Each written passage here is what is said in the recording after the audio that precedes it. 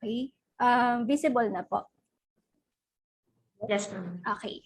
Thank you po. Again, good morning everyone. So I'm Assistant Professor Arlene C. Gutierrez. So Arlene na lang po from the Department of Agribusiness Management and Entrepreneurship, College of Economics and Management. So our webinar for today is entitled Financial Management Orientation. So specifically focusing on enhancing the financial literacy among our UPLB employees. So this topic, as mentioned by Chancellor Camacho, is a bit daunting. So when you hear it at first, okay, so medyo nakakatakot kasi when we talk about finance, we talk about numbers, we talk about savings, investments, income, expenses. So karamihan po natatakot when we talk about this particular topic. But do not worry because I'm going to discuss only the basics of it. Okay, so kahit po i-discuss natin sa pinakabata nating miyembro ng pamilya or sa pinakamatanda po nating miyembro ng pamilya, applicable po this particular topics. And then, wag din po kayong mag-alala dahil wala naman po tayong sinasuggest or nire-recommend na specific so types of investment. For example, at the end of the webinar, I'm going to encourage you to buy or to invest into something. Do not worry because I will not do that. Okay, so in this particular webinar. So this is more of an informative session. Okay, so for you to be informed on what are the options available to us. Okay, so as personal finance or for personal financial management. Reminder din po, so if you have questions, do not hesitate to key in your questions using our Q&A function in our Zoom, comment section in the Facebook Live, or in the chat box. So later, magkakaroon din po tayo ng interactive so discussion in terms of some trivias related to the financial status of Filipino adults. So to start, so let's just define what is money. Okay, so since finance, we usually equate it with money. So money is an economic unit that functions as a generally recognized medium of exchange for transactional purposes in an economy. So basic definition of money, highlighting it's a recognized medium of exchange. So lahat naman po tayo so familiar with what is money or the definition of money. Okay, so basic functions po of money. So it serves as unit of account, store of value, and standard of deferred payment. So basically, money is like a ruler.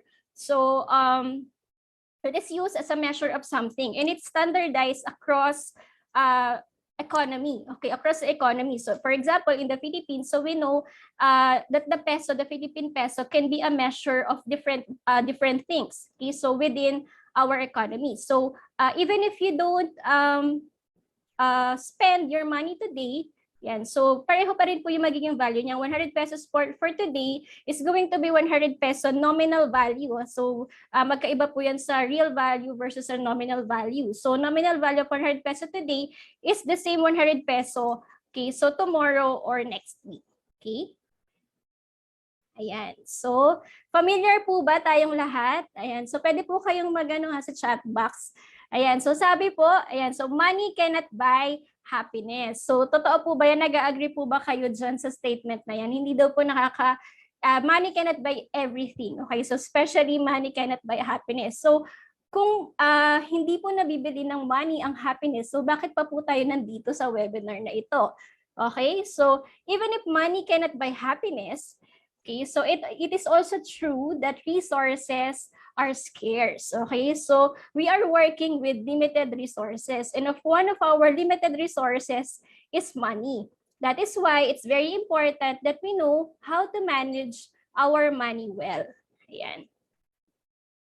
Okay, ayan. So familiar po ba with this? Yan. So ito po yung kadalasang ginagamit nating analogy when we talk about financial management. So it is the hamster wheel representing our life. So sino ba dito yung naka-experience ng ganito po? Ayan. So parang umiikot lang tayo sa isang hamster wheel.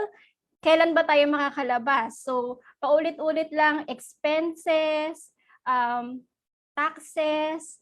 Ayan. So we pay it every month. So though we receive income, pero parang mas madami po ang bills. Okay, so na binabayaran natin, and pataas na pataas po ang mga expenses natin on a monthly basis. So it feels like, so we are working for money and we are just running in this hamster wheel. Yan. So that's why it's very important for us to manage our money well. So in order for us to achieve financial freedom. Okay, so financial freedom means that, yan, so we get out of this hamster wheel, case of income and expenses. So ang income po natin ay sapat to cover our expenses anymore, and then we don't have to incur debt. Yan, so meron po tayong enough. So hindi tayo kailangan mag-work, okay, so for money, but it's the other way around. So money is working for us. Okay, so ano po bang ibig sabihin, or what do we need to do in order for us to attain financial freedom? So financial freedom is our ultimate goal, and to achieve that, so we need to educate ourselves. So we need to have financial education. Financial education should start early. Ayan, so start early.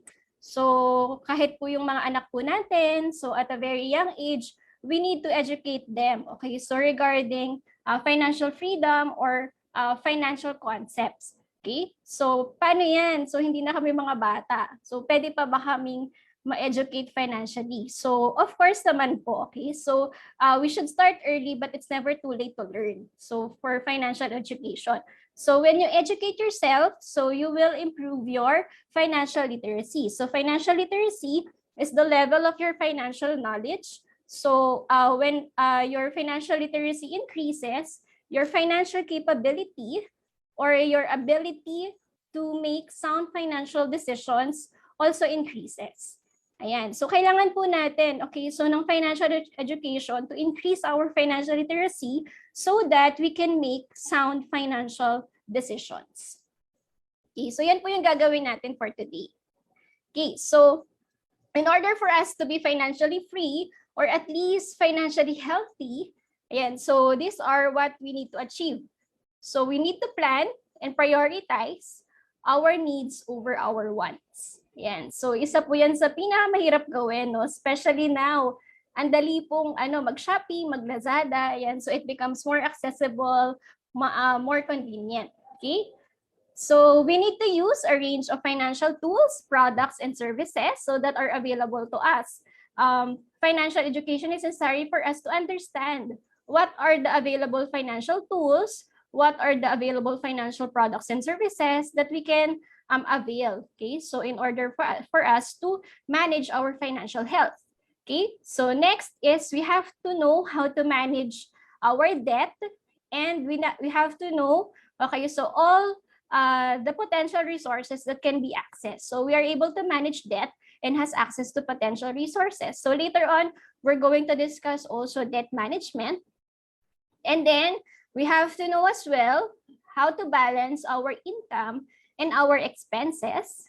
So next, we have to know how to manage and recover from financial and economic shocks. So that's inevitable. So kakagaling lang po natin, or even we're still at the pandemic. And during the start of the pandemic, a lot of people are hurt financially. Ayan. So, and last, we have to know also how to build wealth and maintains reserves. So it's not only keeping up, okay, so with what our current financial status is. So we have to know how to build also our wealth, okay, so and maintain reserve for emergency circumstances and also for other financial goals. Yeah, so the first step in order for us to achieve our ultimate goal, which is financial freedom, or at the very least, maintain our good financial health, is to do financial planning. So when we define financial planning, it's a comprehensive evaluation of an individual or household's current and future financial state to predict and manage future cash flows, expenditures, and asset values. Okay, so it's the basic foundation of all of our financial decisions, our financial plan. So what is your current state? and what do you want to achieve in the future in terms of your financial status or your financial health. Okay, so ano po ba yung mga steps that we need to do? Okay, so when we do financial planning, so this is the financial planning cycle. So we usually start with identifying or defining what is my financial state. Okay, so what is your financial state? Makikita po natin yan sa ating personal balance sheet. So ano po ba yung ating balance sheet? So it tells you your financial status in terms of your current assets. Ayan, so as individual or household, ayan, so ano ba ang inyong, meron ba kayong mga liabilities? Okay, so, or mga utang. And then, yung net worth ninyo, okay, so which is actually the difference between your assets and liabilities. So sounds familiar, di ba po? So for UPLB employees and for government employees, we declare this annually through our SALN, our statement of asset, liabilities, and net worth. So ano bang status ng ating SALN?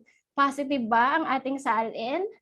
Okay, so negative ba ang ating SALN? Kung negative ang ating SALN, ano ang sinasabi nito tungkol sa ating financial state or financial status? Okay, so baka kailangan nating mag-adjust. Okay, so in some aspects of our SALN.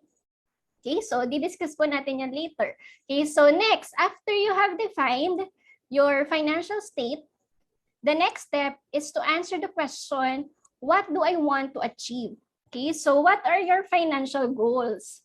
So dito po pumapasok yung are you planning for your retirement? Of course, kasi pag nag-retire po tayo, yung ating monthly income na nare-receive sa ngayon, okay, so maaaring mabawasan na. Okay, so kasi depende yan, 'di ba, sa ating retirement, okay, retirement plan or our pension na nare-receive natin from SSS or GSIS. So we have to have alternative sources as well. Okay, so when we are still younger, in order to prepare for our retirement. So pwedeng yon ang ating isa sa mga financial goals. So how much do you need when you retire in order for you to sustain your current lifestyle? Okay, so pwede rin naman pong medium term. Okay, so you want to buy certain property. Okay, so for example, you want to build your own house. Okay, so you want to acquire other real assets as well. So kailan mo inaasahan? Okay, so na mabili ang mga property na yon and magkano ang iyong kailangan. So isa yon sa financial goal that we need to set, for example. And then another financial goal can be in the medium term, you are preparing for the education of your children. Of course, hindi po bumababa ang cost of education. Okay, so kahit free na ang tuition, so marami pa rin expenses na kaakibat ang pagpapaaral ng ating mga anak. So we have to estimate that as well. Okay, so and we have to prepare for that as well. So pwede rin naman pong short term ang ating mga financial goals. For example, you want to travel, you want to visit a certain country or a certain destination in the Philippines. Of course, there is also a cost involved with that. Okay, so pwede rin po natin i-estimate. And then, okay, so that will be our target. So that can answer the question, what do I want to achieve? So you have your short term, you have your medium term, and you have your long-term goals that you have to set when you do your financial planning. Okay, so next, what must I do to achieve it? So ito na po. Okay, so based on your financial status, okay, so mas marami bang utang ko kaysa sa aking asset? Okay, so kung ganon, kaya ko bang ma-attain ng aking financial goal? So if there is a mismatch between the two, so you have to fill the gap. So what must I do to achieve it?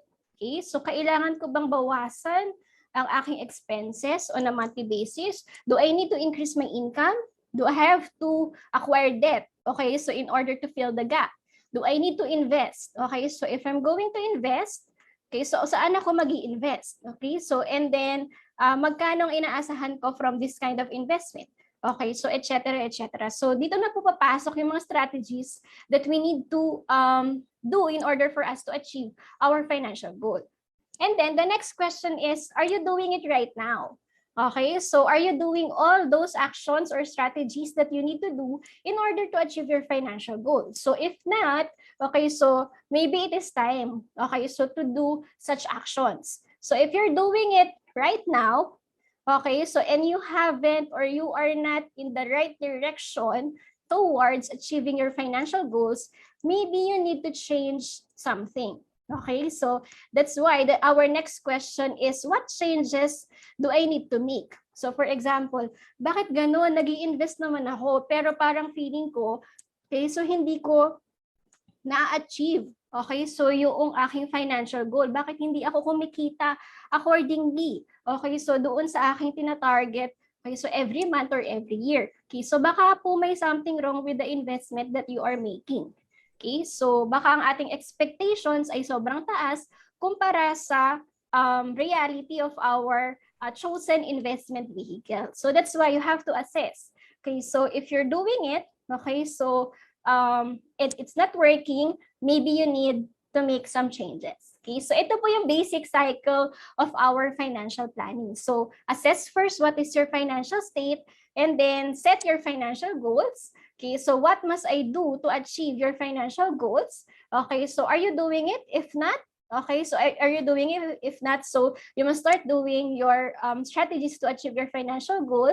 And then if you're doing it and it's not working, maybe you have to make some changes. So you have to identify those changes and then start, okay, so applying those changes as well. Okay? Ayan, sige po. Ayan, so when we do financial planning, so ito yung mga basic concepts that we're going to discuss. Financial planning is very broad, so it actually takes our 3-hour webinar is not enough to cover everything about financial planning, but the basic concepts of it, which are saving and budgeting, debt management and investing. So these are some of the critical concepts that we have to really understand and manage in order for us to manage our financial health. Okay, so ito po yung magiging focus of our discussion for today. Yan. Okay, so start po tayo sa saving and budgeting. So by definition, ayan, so when we define saving, so it means setting aside money today for the future. Ayan, so sino ba dito? Sino po ang nagsisave? Meron po ba kayong mga savings? Ayan, so pwede po kayong mag-chat sa ating chat box. Yan, so if meron po kayong sagot sa aking mga tanong. Ayan, so may mga savings po ba tayo as UPLB employees? Ayan, so para makita natin, ayan, so question, ano po sa tingin nyo, what percentage of Filipinos, so Filipino adults po ito have savings? Sige po, pwede po kayong manghula. Sa tingin nyo po, gaano karami in terms of percentage of Filipino adults ang may savings po? Ayan, so setting aside money today, ayan, so for the future, ayan, so meron na pong mga pumapasok sa sagot, 1, 10%, 10%, ayan, so according po sa ating, ayan, so sabi ay 16, 20%, ayan, so according po sa ating Financial Inclusion Survey of the Bangko Sentral ng Pilipinas, so this is as of the first quarter of 2021, ayan. So 53% naman daw po. So 53% of Filipino adults. So Filipino adults means 15 years old and above, or 5 out of 10. Okay, so 5 out of 10 Filipino adults have savings. And medyo maganda kasi more than 50% naman po ng ating ng ating Filipino adults ang may savings. Ayan. So hindi pa wala tayong so concrete percentage when it comes to our UPLB employees. So maybe we can also check that later on. So how much or what percentage of our UPLB employees have savings? Question, ayan, may mga nagsabi, ideally 20%. So magkano ba dapat ang ating savings? Okay? So basically, there is no magic number as to what specific amount do we have to keep in our savings account. Okay? So basically, it depends on your specific goal and also your specific financial state. Okay, and another, it depends on your specific lifestyle. So when we say savings, so we save, okay, so specifically number one, for life cycle events. Okay, so we save for our education. So if it's for you or for the education of your children. Okay, so we also save for employment. Of course, di ba, when we apply for job, okay, so we need to save for all the application related expenses for that. And then in some cases, you don't get your salary immediately. So you have to have, okay, so your savings to finance your everyday life before you receive your salary. Okay, so you also save for property acquisition. So when you want to buy a certain property, like for example, your house and lot, pwede rin your vehicle, automobile. So yan. So we also sometimes use our savings for that. For marriage, ayan, so medyo mahal po ang magpakasal, ano? Ayan, so kaya kailangan din may savings tayo for that. And also for our growing family and for retirement planning. Ayan, so dyan po minsan pumapasok ang ating savings for our life cycle events. Okay, so other life cycle events that we need to save for. Okay, so mga hindi po natin inaasahan, like for example, sickness. So pagka nagkasakit po, so we need to save up for that as well. Calamities, okay, so natural calamities, accident, okay, so epidemic. So we already see that when we experience COVID-19 pandemic. Okay, so some people, they used up their savings. Okay, so for the pandemic, kasi may mga nawalan ng trabaho. And then yung iba naman sobrang tumaas, okay, ang presyo ng mga pamilihin. Okay, so during the pandemic and also death. So those are some of the life cycle events that we need to prepare for and we need to save for. Okay, so and then main basic purpose also of our savings is for emergency fund. Okay, so this is our emergency go-to pocket. So when we experience emergencies, so like for example, medical, emergency, unemployment, acts of nature, wellness, as well as maintenance. Okay, so maintenance of our property, maintenance of our vehicle, maintenance of equipment that we have, for example, gadgets, etc., etc. Okay, so kanina no, tinatanong natin magkano ba dapat ang ating savings. Okay, so marami pong nagsasabi na it depends. Okay, so it depends on the person. Okay, so it depends on the family, it depends on the household, but there are some suggestions wherein you need to keep at least 6 months worth of your monthly salary, okay, so as your emergency fund or as your savings. So for example, if your monthly salary amounts to 20,000 per month, you need to at least have 120,000 in your savings account. Okay, so savings, hindi po siya yung pang shopping. Ano? Ayan, so dapat yung savings po natin is nakatago. Okay, so for unexpected events, like for example, for emergency or for uncontrollable. Ayan, so yung mga hindi inaasahang pangyayari sa ating buhay. So meron po tayong kukuhanin. So pag nawalan tayo ng trabaho, at least buhay po tayo for 6 months. Ayan, so meron tayong 6 months leeway na okay lang di tayo magtrabaho, meron tayong 6 months worth, okay, so of our current lifestyle, okay, so to spend on, so using our emergency fund. And of course, once you use your emergency fund, you have to make up for the difference, no? So kung ano yung nabawas natin because of certain emergency, we have to really replenish it. Okay, so in order to keep that emergency fund intact. Okay, so yun po yung ano, no, yung isa sa mga sinasuggest. Okay, so but it depends on your specific lifestyle or it depends on you on how much should you put into your savings account. Okay, ayan, so saving and budgeting. So ito yung ideal, no? So we have to follow daw our correct saving formula.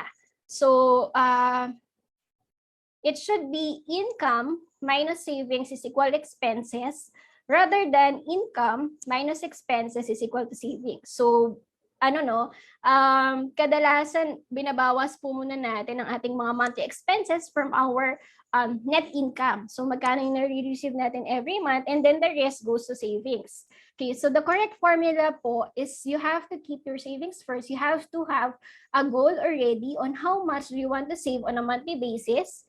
Okay, so you deduct that from your income, and then whatever is left is your expenses.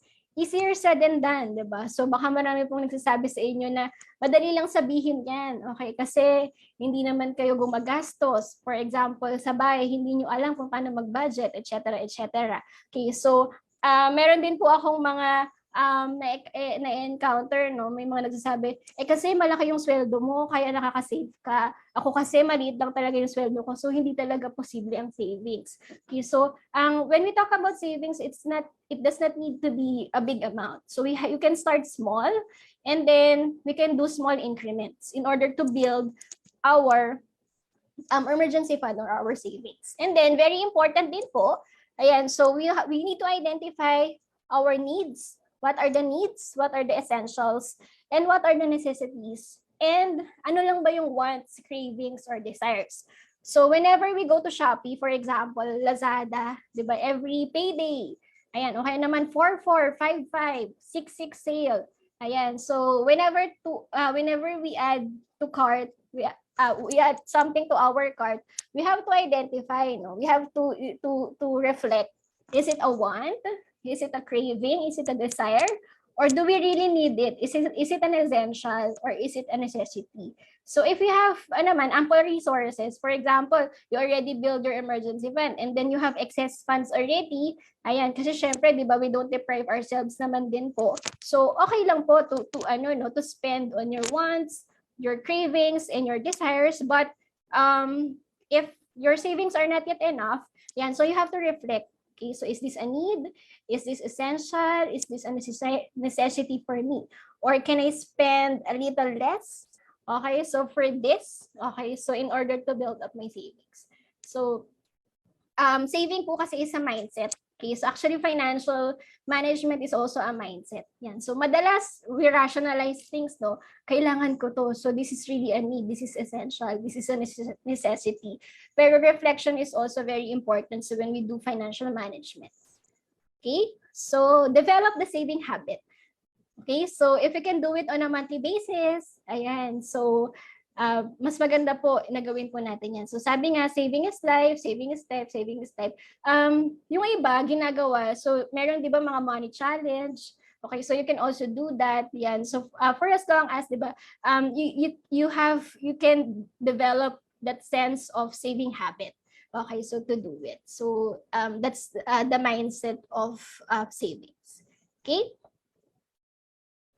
Ayan, so where do we save? Ayan, so marami naman po tayong options, no? So we can save sa ating mga tahanan, so through family and friends. Ayan, so if you do not trust yourself, kasi feeling mo, masuspend mo lang whatever you save, ayan, so pwedeng ipatago natin sa ating mga kapamilya, ayan, sa ating alkansya, ayan, so yung mga nagmamanage challenge, yan, so very popular yan. Pero syempre may downside din, no? When we keep our money or savings with our family, with our friends, and sa mga sarili-sarili nating tahanan. Okay, so the most common, ayan, so on where to save, we save in the bank. Okay, so later discuss natin ano yung advantage ng saving in the bank, okay, so versus the other, okay, so options on where to save. Next is savings and credit cooperatives. So marami din po sa atin dito ay miyembro ng mga savings and credit cooperatives. Savings and loan associations, self-help groups. Ayan. So pwede rin po yan. So may common fund kayo and then you have your specific savings account for each of your member of the self-help group. And also e-wallets and digital banks. So, isa din yan sa mga popular, especially when pandemic happened. Ayan, so naging popular po ang ating GCash, and then there are a lot of digital banks that offered security and also convenience. Okay, so for us to save our money there. Okay, ayan po. Yan. So in the Philippines, of those adults with savings, so just to show you, Okay, ayan. So 2 out of 10 adults keep their savings in the bank. So dun po sa 5 out of 10 Filipinos who save, ayan. So 1 out of 5 keep their savings in the bank. And then 51% actually save in their homes. Okay, so sa mga sarili-sariling bahay or sa kanilang mga kapamilya. Of course, sabi nga po natin, may downside po ang pagsisave sa ating mga alkansya or sa ating mga tahanan. Of course, number one there is security. Okay, so that's the very primary, okay, so disadvantage of saving in your house, okay, or in your own home. Yan, so what are the the advantages of saving in the bank? So number one, so it actually addresses the security, the security disadvantage of saving at home. Okay, so banks provide security, so whenever we save our money there. So second, it also provides liquidity. Okay, so liquidity meaning we can withdraw anytime. Okay, so marami na pong avenues by which we can withdraw. So meron po tayong mga ATM, and then we can also use bank application, so mobile application, in order for us to withdraw our money. So yun po yung and then when we save in the bank, okay, so merong insurance. So protected po siya by the Philippine Deposit Insurance Corporation or PDIC, which actually insure your savings by as much as 500,000 pesos. So yun po yung ini-encourage tayo to save also in financial institutions in order for us to secure our funds or our savings. Okay. So yung next naman po so sabi natin income minus saving should be your expenses. Okay? And maraming there are a lot of times in our lives that our income, okay, so it's not enough for it to cover our expenses. Or there are also times wherein our savings are not enough also to cover unexpected life events or unexpected emergencies. That's why we acquire debt or we apply for loans. Okay? Ayan. So borrowing as a definition is the act of getting money from a lender or goods from a supplier with a promise of future payback based on certain terms and conditions. So when we borrow money or when we apply for a loan, of course, there is a condition that the money will be paid back. And also there are other terms and conditions associated with the loan, such as, of course, how long should the loan take, and also what is the interest. Okay, so how much interest do you pay for your loan? Okay, ito po, next question. Okay, so ano po sa tingin nyo? So kung kanina, 5 out of 10 Filipino adults have savings. Ayan, so what do you think is the the percentage of Filipino adults who have outstanding loan? Yung mga may utang po na Filipino adults. Yan, so pwede po nating i-key in sa ating chat box. Gaano po kaya karami? Okay, so Filipino adults ang may loan.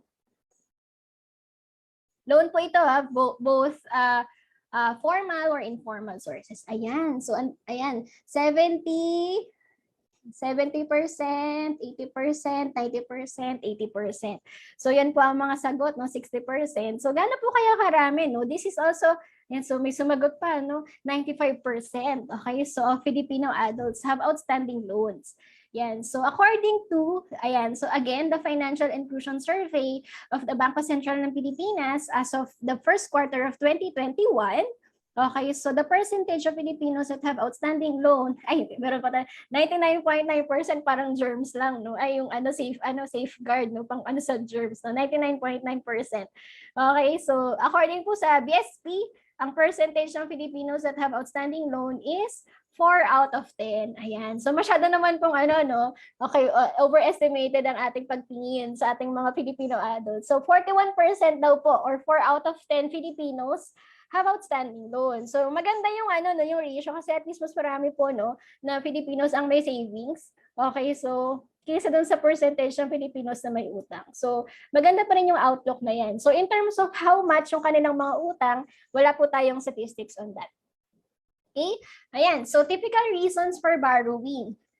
Okay, so ito po, na-mention ko kanina, So when your income is not enough or your savings is not enough to cover for emergencies or unexpected circumstances in your life, so you typically borrow money. So ayan, so number one purpose po of borrowing is emergency. So when we have emergency, ayan, so we borrow money. So second, hospitalization. So this is the second main or primary reason for borrowing. Third is business. Okay, so for example, you have a business and then you need capital, for example, or you need money. Okay, so in order to finance your business, ayan, so you typically use debt, okay, so or loans to finance your business. Okay, so we call it leverage, no, using other people's money in order for you to really, ayan, so to earn through your business. And then last is special purchases. So like for example, you want to buy a house, okay, so you put on a loan, okay, or a mortgage to buy, okay, so certain property, or you want to buy vehicle, okay, so for example, kotse, ayan, so kasama din dyan. Kasama ba yung mga special purchases sa Shopee?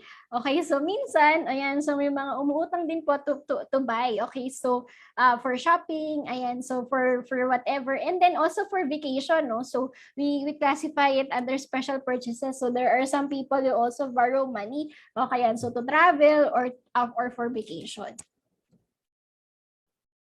Okay, so what are the questions that you need to ask yourself? Okay, so before you borrow.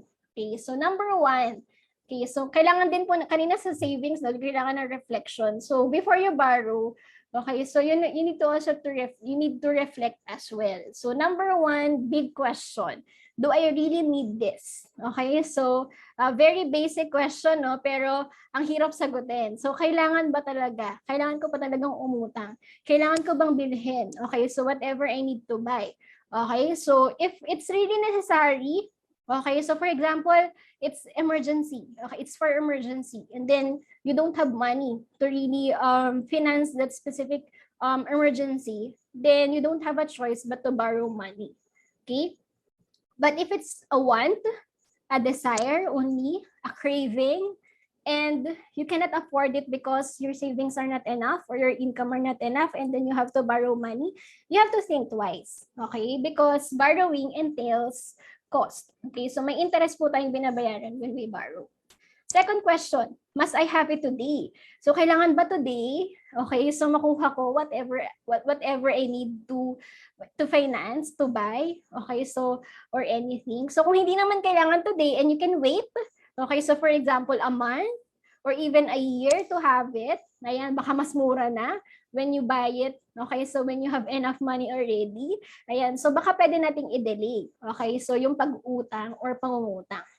Okay, so next, how much do I really need? Okay, so sometimes we tend to overestimate. Okay, so there is an opportunity to borrow money. So how much is the maximum? Sometimes we do maximize. Okay, so whatever is, whatever is the limit. Okay, so for our loan or for our borrowing. And sometimes it's not naman necessary to maximize. Okay, so that limit. Okay, so we should limit our borrowing to whatever amount we really need. Okay, so next is, can I afford the loan amortization? So the loan amortization is your monthly payment. Of course, babalik po tayo sa ating source of income, source of cash flow. Okay, so if I borrow this amount, okay, so of course I have to pay monthly amortization. Okay, so the question is, can I afford, okay, so the loan amortization? Okay, so kaya ko bang bayaran? So nakuha ko nga yung pera sa ngayon, pero pagbabayad na, okay, so on a monthly basis, sometimes merong mga utang, if it's from informal source, daily or weekly, yung terms of payment. So kaya ko ba bayaran yung aking utang on a daily, weekly, or monthly basis? If your answer is no, ayan, so baka, ayan, you have to think twice. And lastly, can I manage my debt? Okay, so there are some cases as well when Filipino adults or adults in general, not only for Filipinos, they have multiple debts. Okay, so multiple borrowing or multiple loans. Okay, so when you acquire a new loan, you have to ask yourself, okay, so meron na akong ganitong loan, and then ito pang isang loan. Kaya pa ba? Ayan, so kaya pa ba? Pag kaya pa, sige lang, okay? So, pero pag hindi na, ayan, so baka kailangan nating mag-reflect. So, kailangan nating pag-isipan. So, kailangan ko ba pa talaga ng isa pa? Okay, kung kailangan talaga, then we don't have a choice. Okay, so but if it's not really needed or that necessary, I mean, you can avoid that specific expense in your life, maybe you can think twice if you're going to acquire that specific debt or that specific loan. Okay, so where do we usually borrow, no? So ayan, so bank is also a source of your loan. So that's your financial institutions, savings and loan associations. Ayan, so cooperatives, self-help groups. So aside from that, yan, so medyo meron na rin pong mga digital banks or digital platforms wherein they provide easy access to loan. Yan, so yan po yung ating mga sources, okay, of our loans. And in the Philippines, so another fact or another trivia, in the Philippines, of those adults with outstanding loan,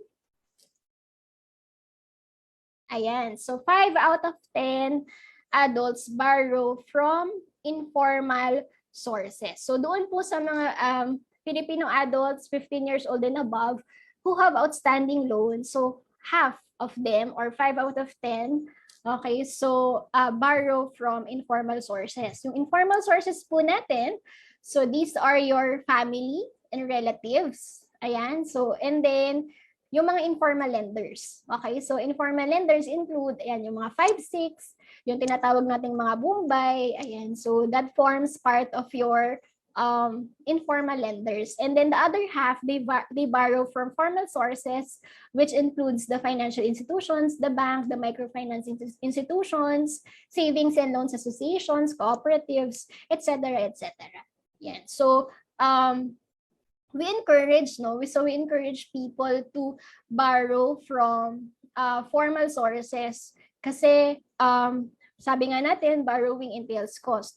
Pero 'di ba pag nangutang ka sa family and friends, usually wala namang interest. Okay? So minsan po wala talaga, minsan po meron. Pero syempre pag di ka nakakabayad, ang laki din ng cost associated with borrowing from family and friends kasi minsan nawawalan ka na ng kapamilya. Okay? So nawawalan ka na din ng kaibigan. So kunyari nagpautang ka din sa kapamilyaan or sa kaibigan tapos hindi ka na nabayaran, parang nawalan na ako ng pinsan, parang nawalan na ako ng kaibigan kasi parang hindi na siya nagpakita kasi hindi na nakabayad ng utang. So, yun naman yung cost associated with borrowing from family and friends. Yan.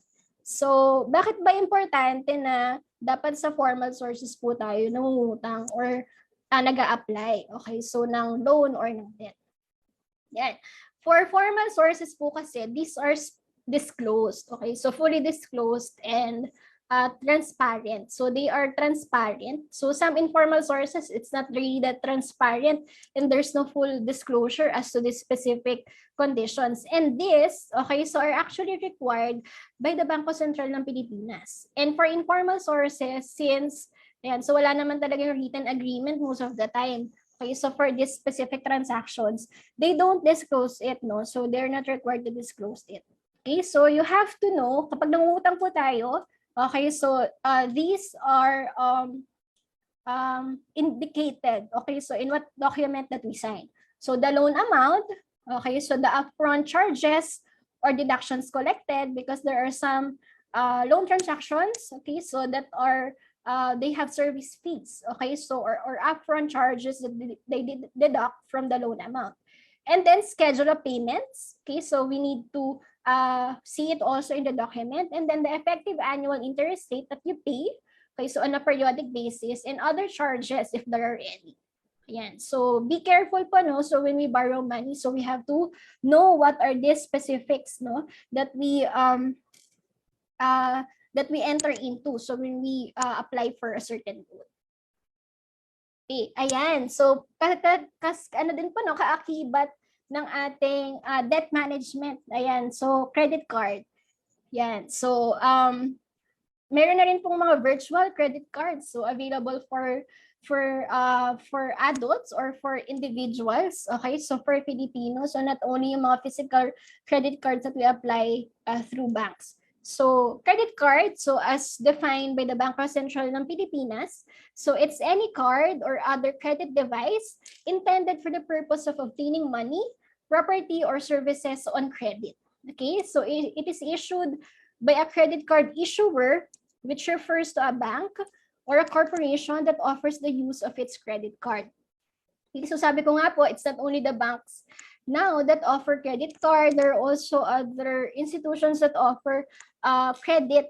Okay, so some form of credit card or something that functions like a credit card. Like for example, sa Shopee, no, meron na tayong Shopee credit. Okay, so that actually functions the same, okay, so as your credit card. So when you are a GCash user, meron na ding G credit. Okay, so that functions as credit card. Yan. So medyo dangerous ang credit card kasi especially if you don't have self-control.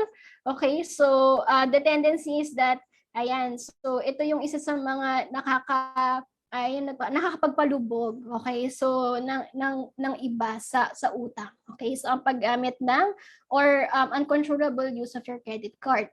Okay, so what are the pros and cons of using credit card? So number one, okay, so convenient and it's cashless. Okay, so second, speedy transaction. So when you use credit card, ayan, so mabilis po, di ba, pag gumagamit tayo ng credit card. So there are also rewards and rebates, and then deferred payments. So you spend now, you pay later, and sometimes installments at 0 interest rates. Okay, so, and then balance transfers at lower interest rates as well. So kung hindi man 0, ayan, so yung iba naman mababa. Okay, so what are the cons naman of using your credit card? Okay, so tendency to overspend. Okay, so it's one of the main cons of using your credit cards, especially if you don't have a sense of self-control, so you tend to overspend. Okay, so okay lang yan, may credit card naman ako, so pwede kong bilhin. Okay, so high interest rates compared to others, and then finance charges are compounded. Okay, so high cash advance fees, and there are also other fees that you need to pay. So like for example, annual membership, fees for late payments, over limit fees, etc., etc. So ito po. Okay, so yung pros and cons of using a credit card. Okay, so hindi naman talaga masama. So when you use a credit card, but be careful in using it. So we have our do's and don'ts when using our credit card. So number one, read and fully understand the terms and conditions of your credit card contract. Okay, so it's actually very important that you read. So do not just sign and then check, I agree with the terms and conditions. So you really have to read what are the terms and conditions of your credit card contract. Second, keep purchases within your budget and capacity to pay. Ayan. So do not really spend on something that you don't afford or you cannot pay later on. Ayan. So very, very important.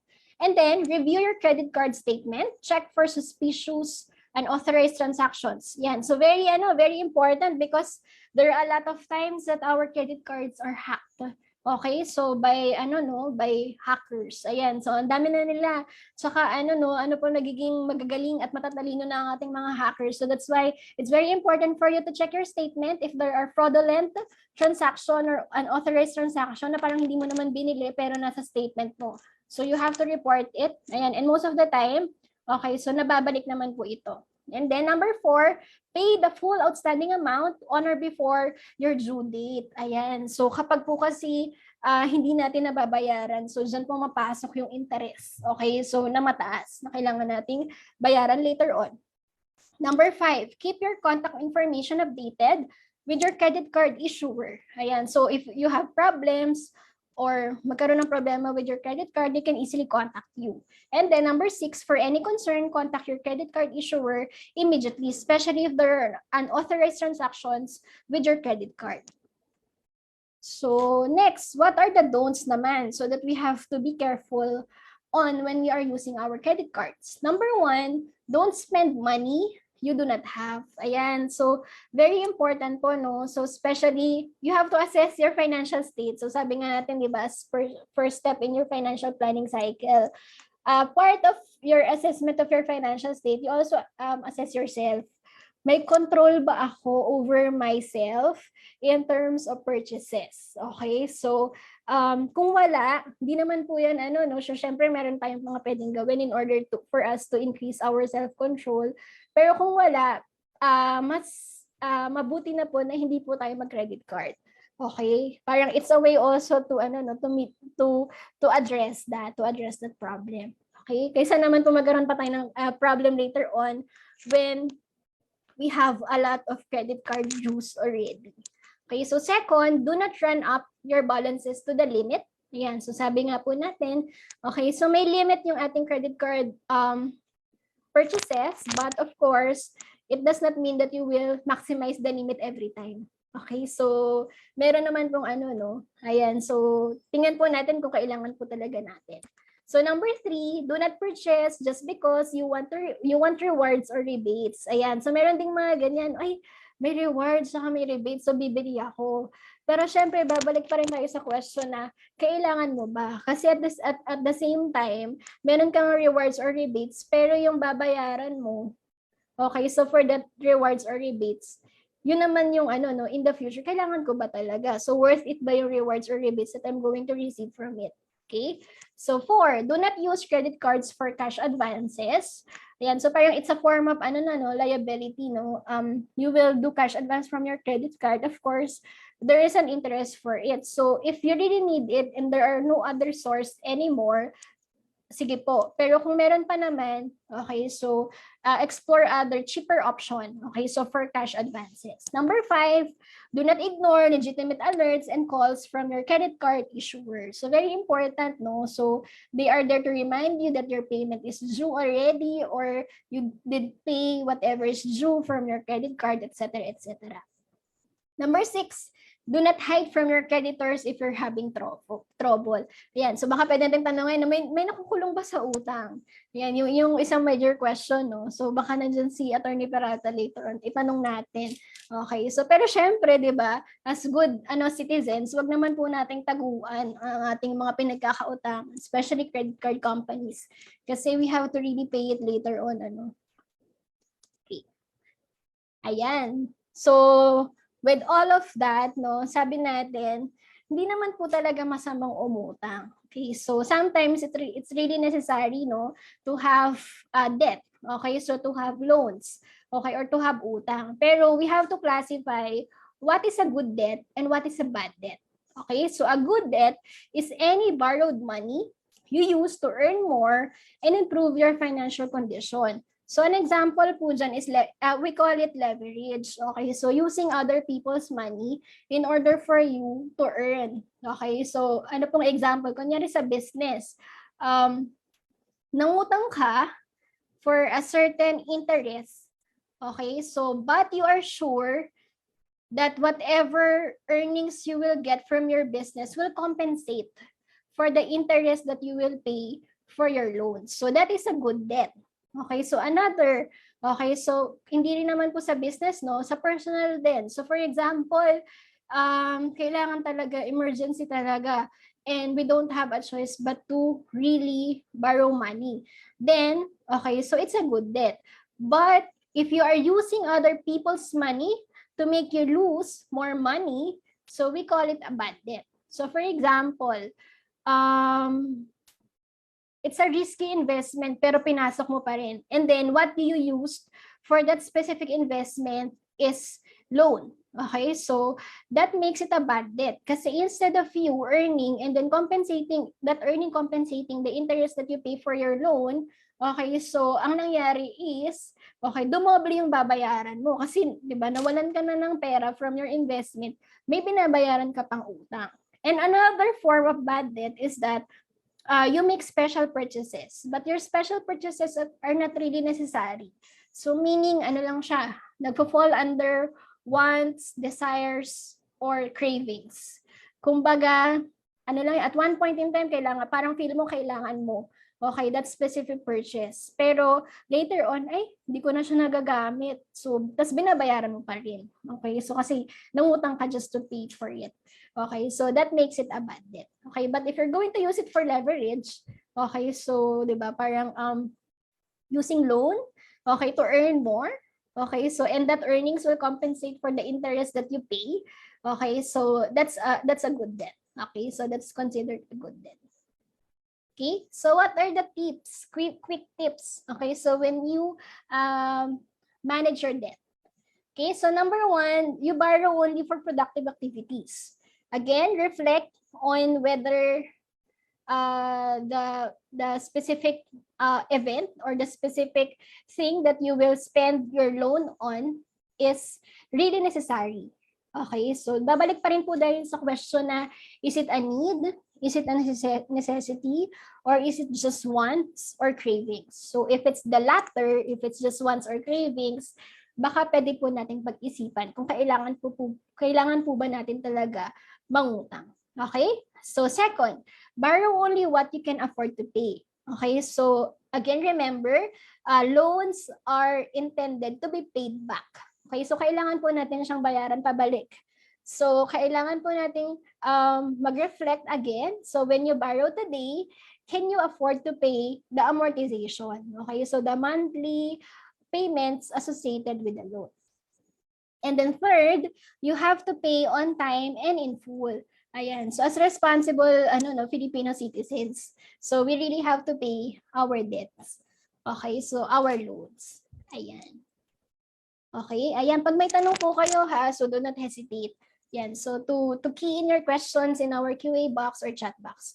So punta na po tayo dun sa pangatlo, no? Basic critical elements of financial planning. So the basics of investing. So why is it very important? Number one, so balik po tayo dun sa ating formula, no? So income minus savings is equal to expenses. Okay? So ang savings po natin, sabi natin, we have to allot a certain amount for emergency fund. So ngayon, kapag na-reach na po natin that certain amount, so we have excess, okay, so we need, ayan, so we have funds for investing. So why is it investing important? Okay, so one of the critical aspects in order for you to achieve financial freedom is for you to have a passive income. So ano po ba yung tinatawag nating passive income? So active income, punta muna tayo dun sa active income, no? So active income means that you work, okay? So you work and then you are paid based on that specific work. So that's your active income. So you are working for money. So you work and then you get paid. So passive income means, kaya siya tinawag na passive, wala kayong ginagawa pero kumikita po kayo. Okay, so that's what we call passive income. So one form or one way for you to earn passive income is through investments. Okay, so investment, as defined, is the current commitment of resources for a period of time in order to derive future payments that will compensate the investor. So very important tong tatlong conditions na ito. You will talk about investment. Number one, the time the funds are committed. So we will compensate. We will be compensated for the time the funds are committed. It's like an opportunity cost, no? So instead of spending or putting my money in other forms, I put it in my investment, and then the future payments that I receive from my investment will compensate me from the time the funds are there. Okay, so second, the expected rate of inflation. So ito yung isa sa mga ginagawa naming benchmark, no? So in order to check whether it's a good investment. So at least, okay, so the returns on your investment will compensate you, okay, so for the inflation for that specific period of time. And then number three, the uncertainty of the future payments. So your future payments will also compensate you for that. So basically the risk, no? The risk of associated with the investment. Okay, so funds to be invested come from assets already owned, borrowed money, and savings. So ito yung mga possible sources of your investments, no? So number one, assets that you own. Okay, so savings, as I mentioned, if you have excess already, so you can put that into your investment. So third is borrowed money. But again, be careful with this. When you borrow money, you have to make sure that whatever earnings that you will get from your investment will compensate you for the interest rate on your loans. So meaning, mas mataas po dapat yung interest that you will get from your investments than the interest that you will pay for your loans.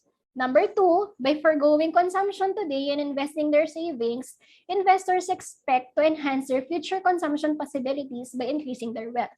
So in order for us to improve our financial health and ultimately achieve financial freedom, we have to build wealth and we have to build reserves. And one way to do it is through investments. Yeah, so that's why when we talk about investing or investment, okay, so you sacrifice something of value now by expecting to benefit from that sacrifice later. So instead of spending that money, diba? So you invest it, okay? So delaying the satisfaction, no? So we don't satisfy ourselves now, but we want to satisfy later on ourselves through the fruits of our investments. Okay, so again, question po. So kanina nakita natin what percentage of our Filipino adults have savings, and then what percentage of our Filipino adults have loans, outstanding loans. So the question now, ano sa tingin niyo po? What percentage of Filipino adults have investments? So you can key in your answer po to into our chat box. So just to check, ano po sa tingin niyo? Okay, so gaano karaming Filipino adults ang merong investment? Ayan. Okay, so may mga sumasagot po 40%, 20%, 50%, 30%, 30%, 45, 2%. Okay? Ayan, so 50%. Ayan, so tingnan po natin, no? So gaano ba karaming Filipino adults ang may investment? Okay, so this is according again to the Financial Inclusion Survey. The latest one was 2019, so we need terms to the percentage. 25%, okay, so or 2 or 3 out of 10 Filipino adults invest. Ayan, so it's very sad, no? Kasi it's actually a very low rate, investment rate among Filipino adults.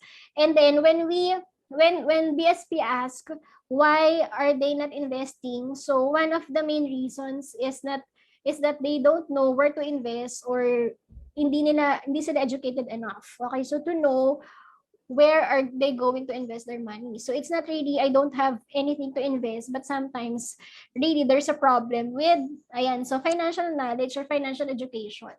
Okay, so that's actually very sad. Okay? Ayan. So again, question, why do we need to invest? Yan, siguro nakaka-relate lahat, no? So ito talaga yung rate ng pagtaas, okay, so ng ating mga bilihin. So when you have 1,000 pesos, ayan, so in year 2000, so ganito po karami, no, yung nabibili natin. Okay, so ang dami pa nating nabibili, no? Pero as time goes by, so 2010, mababawasan na yan. 2020, konting-konti na yung nabibili natin sa 1,000. Siguro nararamdaman niyo yan, no? So when you go to, kapag namamalengke po tayo or nag-grocery, ayan, so bakit ganun? Bakit dati ganito yung budget ko for my monthly grocery? Pero ang hindi na ganun karami yung nabibili niya. So that is because of inflation. That's why we need to really invest, okay, so our money, in order for us to beat that inflation. Okay, so basic question po, is saving money the same as investment? Okay, so pareho po ba ang saving money? Okay, ayan, may mga ramdam na kulang. Di ba totoo po yan, no?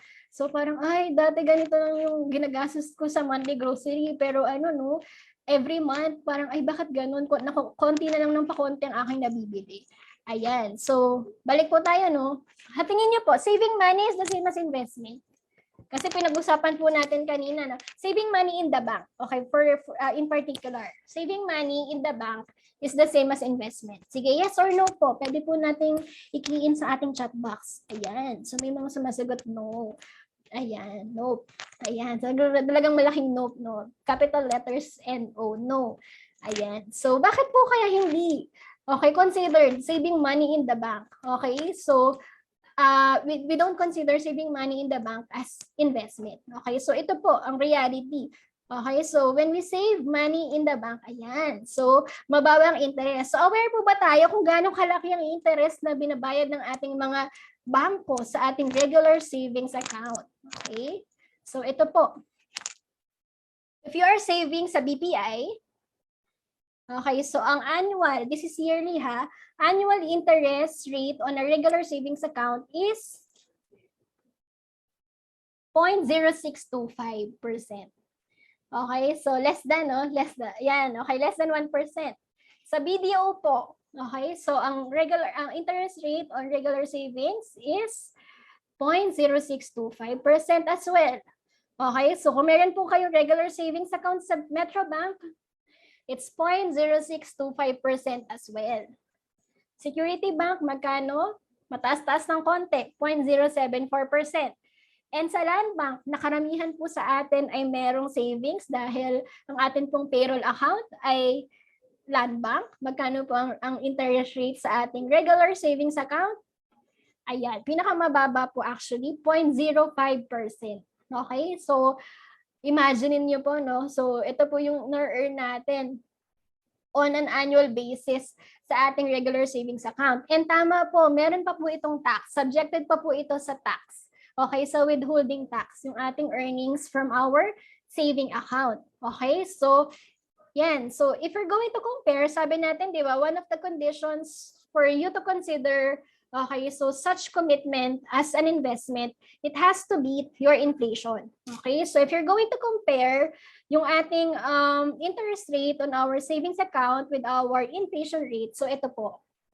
Okay, so this is our historical inflation rate from January 2021 up to the latest the latest inflation that we have. Okay, so which is 3.10%. And the average interest rate on savings is 0.0623. That's why savings in the bank is not considered as an investment because of this. Okay, so may mga nagtatanong po, yes, okay, so yung may mga digital banks po tayo that offer higher interest rate. So ang condition po natin, for as long as it beats your inflation, it's a good investment. Okay, so it can be considered as an investment. But if it's not, okay, so that's one of our parang basic minimum. So for us to consider such commitment as an investment. Okay, so tama po. Meron po yung mga digital banks po natin, ING and CIMB. Yun. So meron po sila mga 4%. Okay, so interest rate. So somewhat it beats your inflation. So that's why, okay, so yung other sides of savings. So may mga question pa how about savings sa co-op. Meron akong discussion later on that is parallel. Okay, not necessarily for co-op, pero parallel and you're familiar with it. Okay, consider your savings, but we can consider it as an investment. Okay. Yan. So ito po yung ating mga investment options. So we can invest our money in businesses. Ayan. So either it's our own business or we invest on someone else's business. Okay. So another is non-financial assets. So such as real estate. Ayan. So gold, jewelry, and then art pieces. Okay. So those are considered as non-financial asset. Ma'am, ang ano ba ang kunyari kotse? Okay, so considered ba siya as an investment?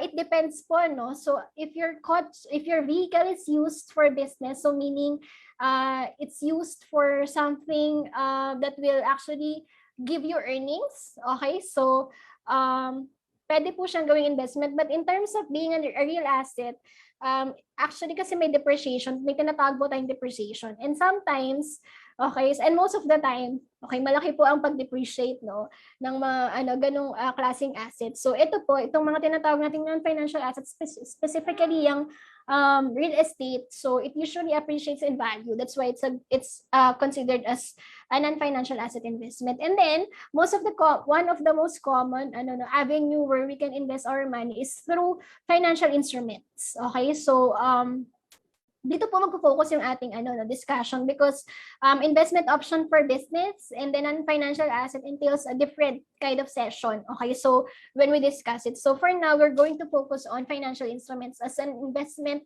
option or investment avenue. Okay, so before you decide where to invest, this is actually very important. You have to know your personal risk profile.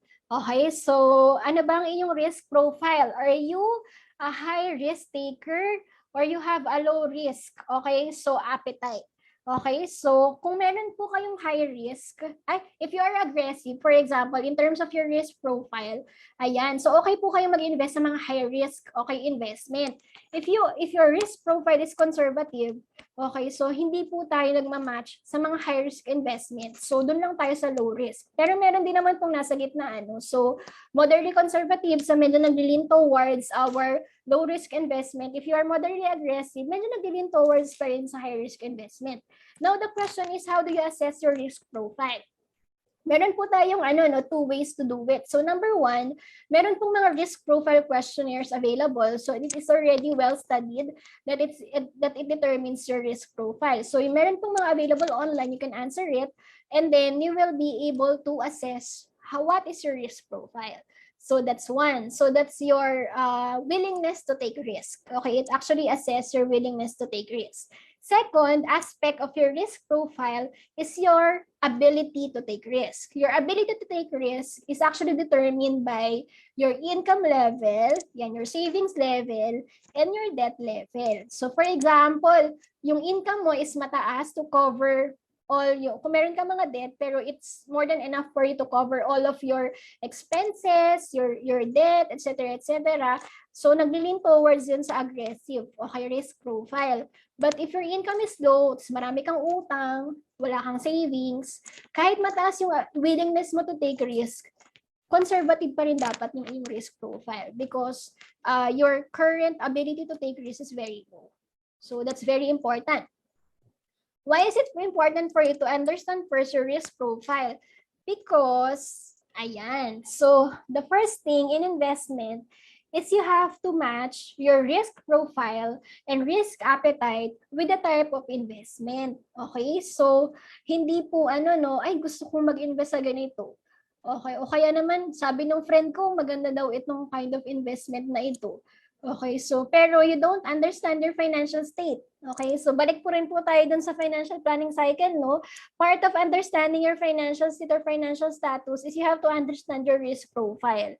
So hindi porket na sinadjust po ito sa inyo ng isang kaibigan, uy, invest ka sa ganito kasi maganda. Kumita ako ng ganito kalaki. Yun, so papasok na po kayo sa ganung investment. So you have to understand what is your risk characteristics. Okay, so ito po. If you are a low risk, okay, so individual, so tsaka yung mga targeting low income, okay, so the financial instrument for you is fixed income security. Okay? Kapag low risk po kayo, tapos meron kayong nakita investment na nagpa-promise na low risk investment or and then nagpa-promise ng high income, mag-ingat po tayo, baka po scam yan. So too good to be true, kumbaga, low risk lang yung certain investment pero ang taas ng income, okay, na pina-promise. Okay, so most likely fraud yun o kaya scam. Okay, so if the investment is high risk, okay, so kunyari aggressive naman kayo, sige, pwede ako mag-high risk, and then yung investment na yun is promising high income, so we call it yung mga variable income investment. So we will discuss some examples later. And then if it's an investment is high risk and it promises a low income, it's not practical for you to invest. Why invest in that? Diba? So ang high na ng risk pero yung income mababa. So it's not logical. So do not invest in those as well. Okay, so dito lang po tayo sa dalawang quadrants, no? Okay, so kasi from here, makikita po natin yung logical relationship between risk and return. The higher the risk, the higher the return. Okay, so that's the basic, so rule in finance. Okay? Yeah, so we have two basically general types of financial instruments by type of income generated. We have the fixed income and the variable income. So yung fixed income po natin, it provides regular or fixed interest payment. So in terms of the returns that you will get, constant. It does not change. Okay, so examples po, Treasury Bills, Treasury Bonds, Corporate Bonds. Okay, so yung second category naman po natin, so we have the variable income. Okay, so from the term itself, variable, so meaning potential returns vary, but they are not guaranteed. Okay, so yung fixed income kasi, they are basically guaranteed. Whatever is promised in your investment, that's the annual interest rate that you will get. So sa variable income, it varies. So meaning the potential for income is high, okay, is unlimited, but there is also a potential for loss. Okay, so when we talk about variable income. So some examples would be pooled investment funds, stocks, and then may mga bago ngayong cryptocurrency. But I'm not going to discuss cryptocurrency here. Okay, so I'm going to focus lang po on pooled investment funds and stocks. So cryptocurrency is a different, okay, so topic altogether. So it entails a different session for the discussion on that. Okay, so unahin natin yung fixed income instrument. So example po, okay, so just for you to visualize how does it work, okay? So return on investment is not too high for fixed income instruments, and then you will not experience any loss either. So example po niyan ay treasury bond. So this one is an example of a retail treasury bond. So for example, your investment is 100,000.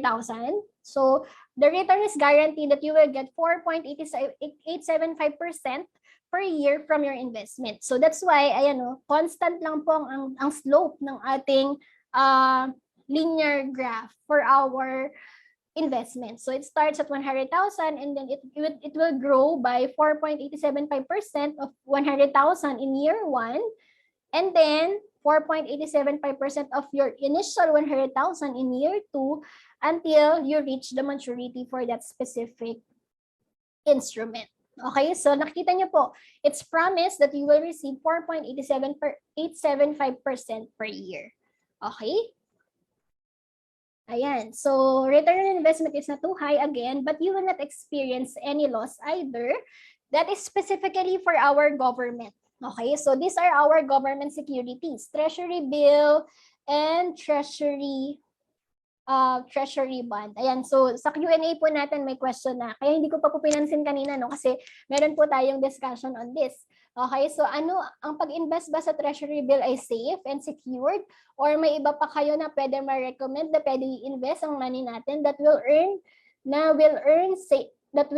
and save. Ayan. So thank you po sa ating anonymous attendee. So ito po ang sagot, no, sa ating tanong.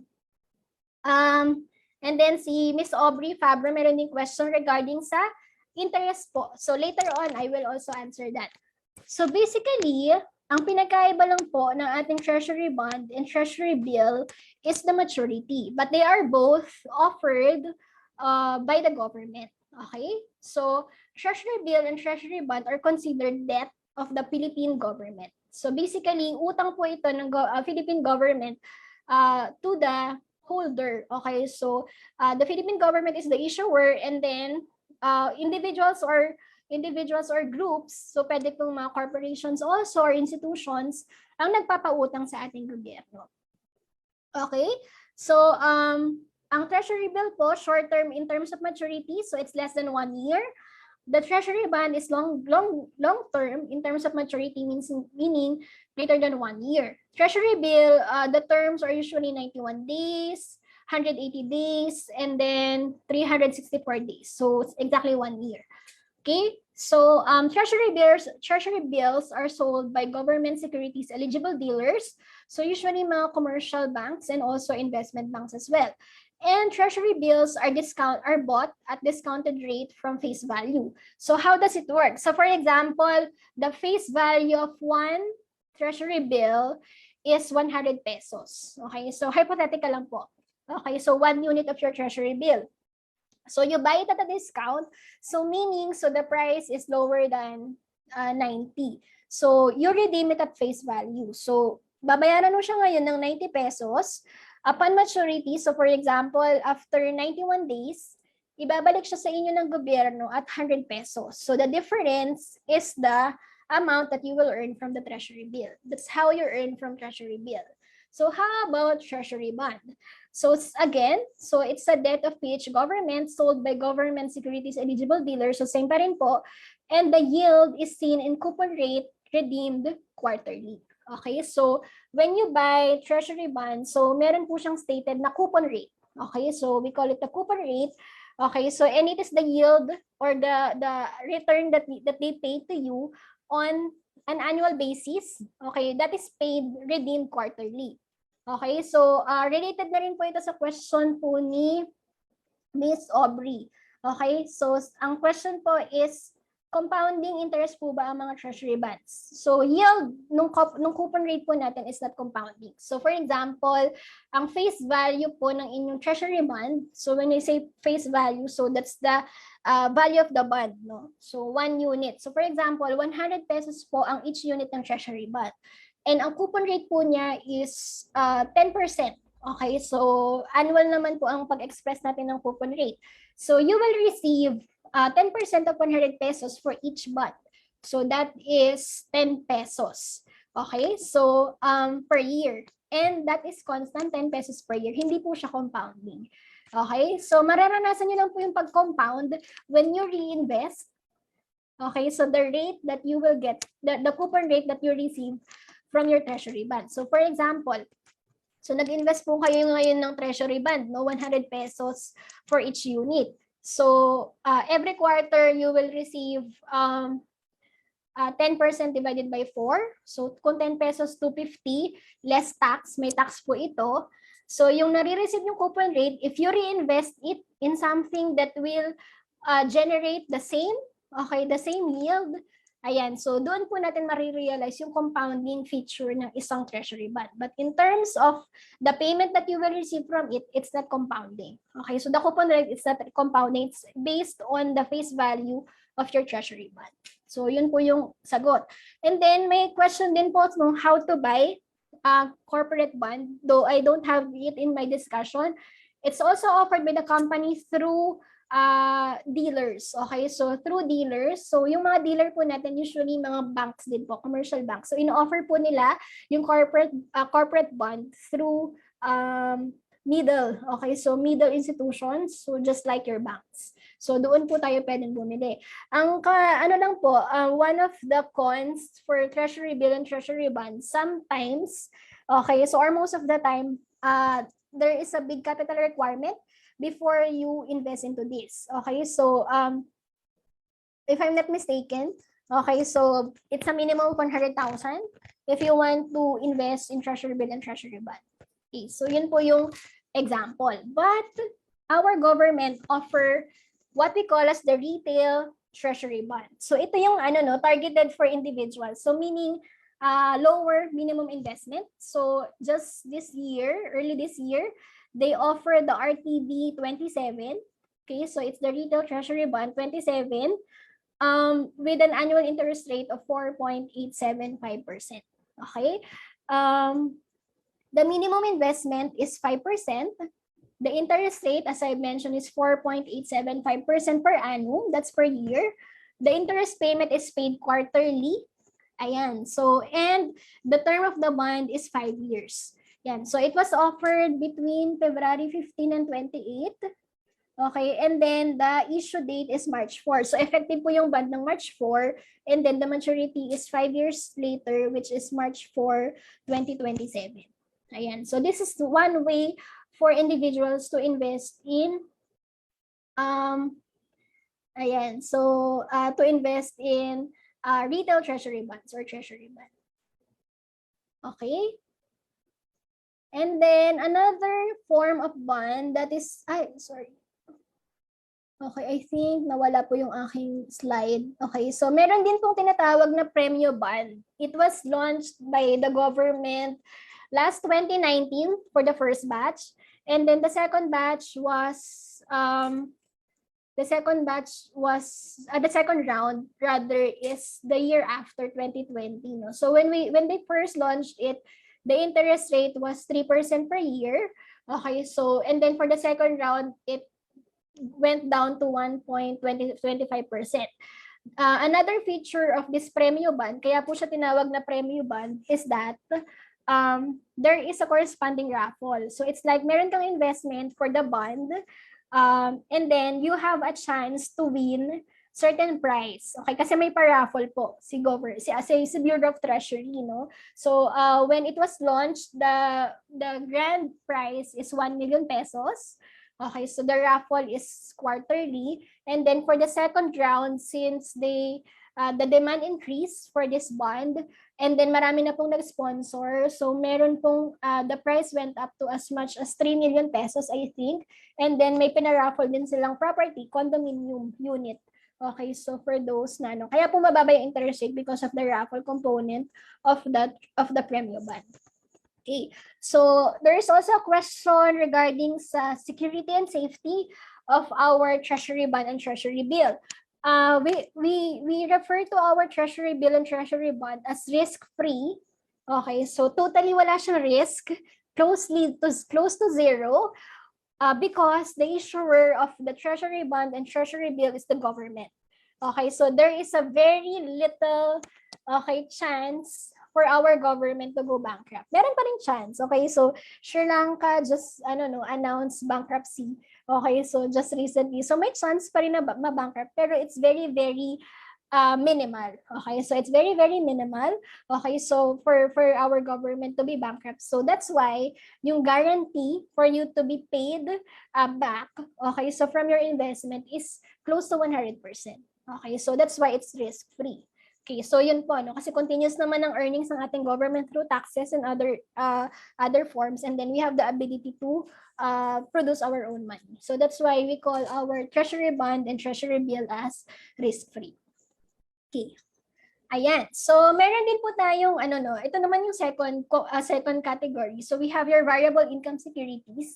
So, in comparison with your fixed income, so kaya siya tinawag na variable because our returns vary. So, kung kanina, yung 4.875% po ninyo is guaranteed every year that you will receive it. So, dito, hindi siya ganun ka-guarantee. So it is an example of your chart. So this is the Psc Composite Index. Okay, so which actually tells you the direction of prices of your basket of 30 biggest stocks in the Philippine Stock Exchange. So kung makita po ninyo, so there are fluctuations. So with the price on a daily basis, so yung returns po ninyo will be fluctuating as well. Okay, but ayan, so you may experience gains and losses over time, but if you invest long enough, overall your money still gains. Okay, so ayan, so makita po ninyo from 2000 up to 2022. So the general direction of our Philippine Stock Exchange Index is increasing. Ayan, yan po yung ating variable income securities. Pero makita nyo lang po, the lowest in 22, ito po yung pandemic. I'm not sure if you can see my mouse. Okay, pero yun po, meron pong mga low points in our graph because of economic downturns and then pandemic. So yun po yung mga reasons behind that. Okay, so unahin po natin yung pooled investment funds. Okay, so how does pooled investment funds work? Okay, so for example, meron po tayo nito different investment vehicle options. Okay, so syempre, if you want to invest in everything, so you need a lot of money. Okay, so ito po yung ina-address ng ating pooled investment fund. So if you invest in pooled investment funds, you are able to, so invest in a number of securities. Okay, so so at a minimal amount. So one fund share, meron siya ng lahat. Okay, so yan po yung ating pooled investment funds. The three basic pooled investment funds available in the Philippines are Uitfs. So Uitfs are unit investment trust funds.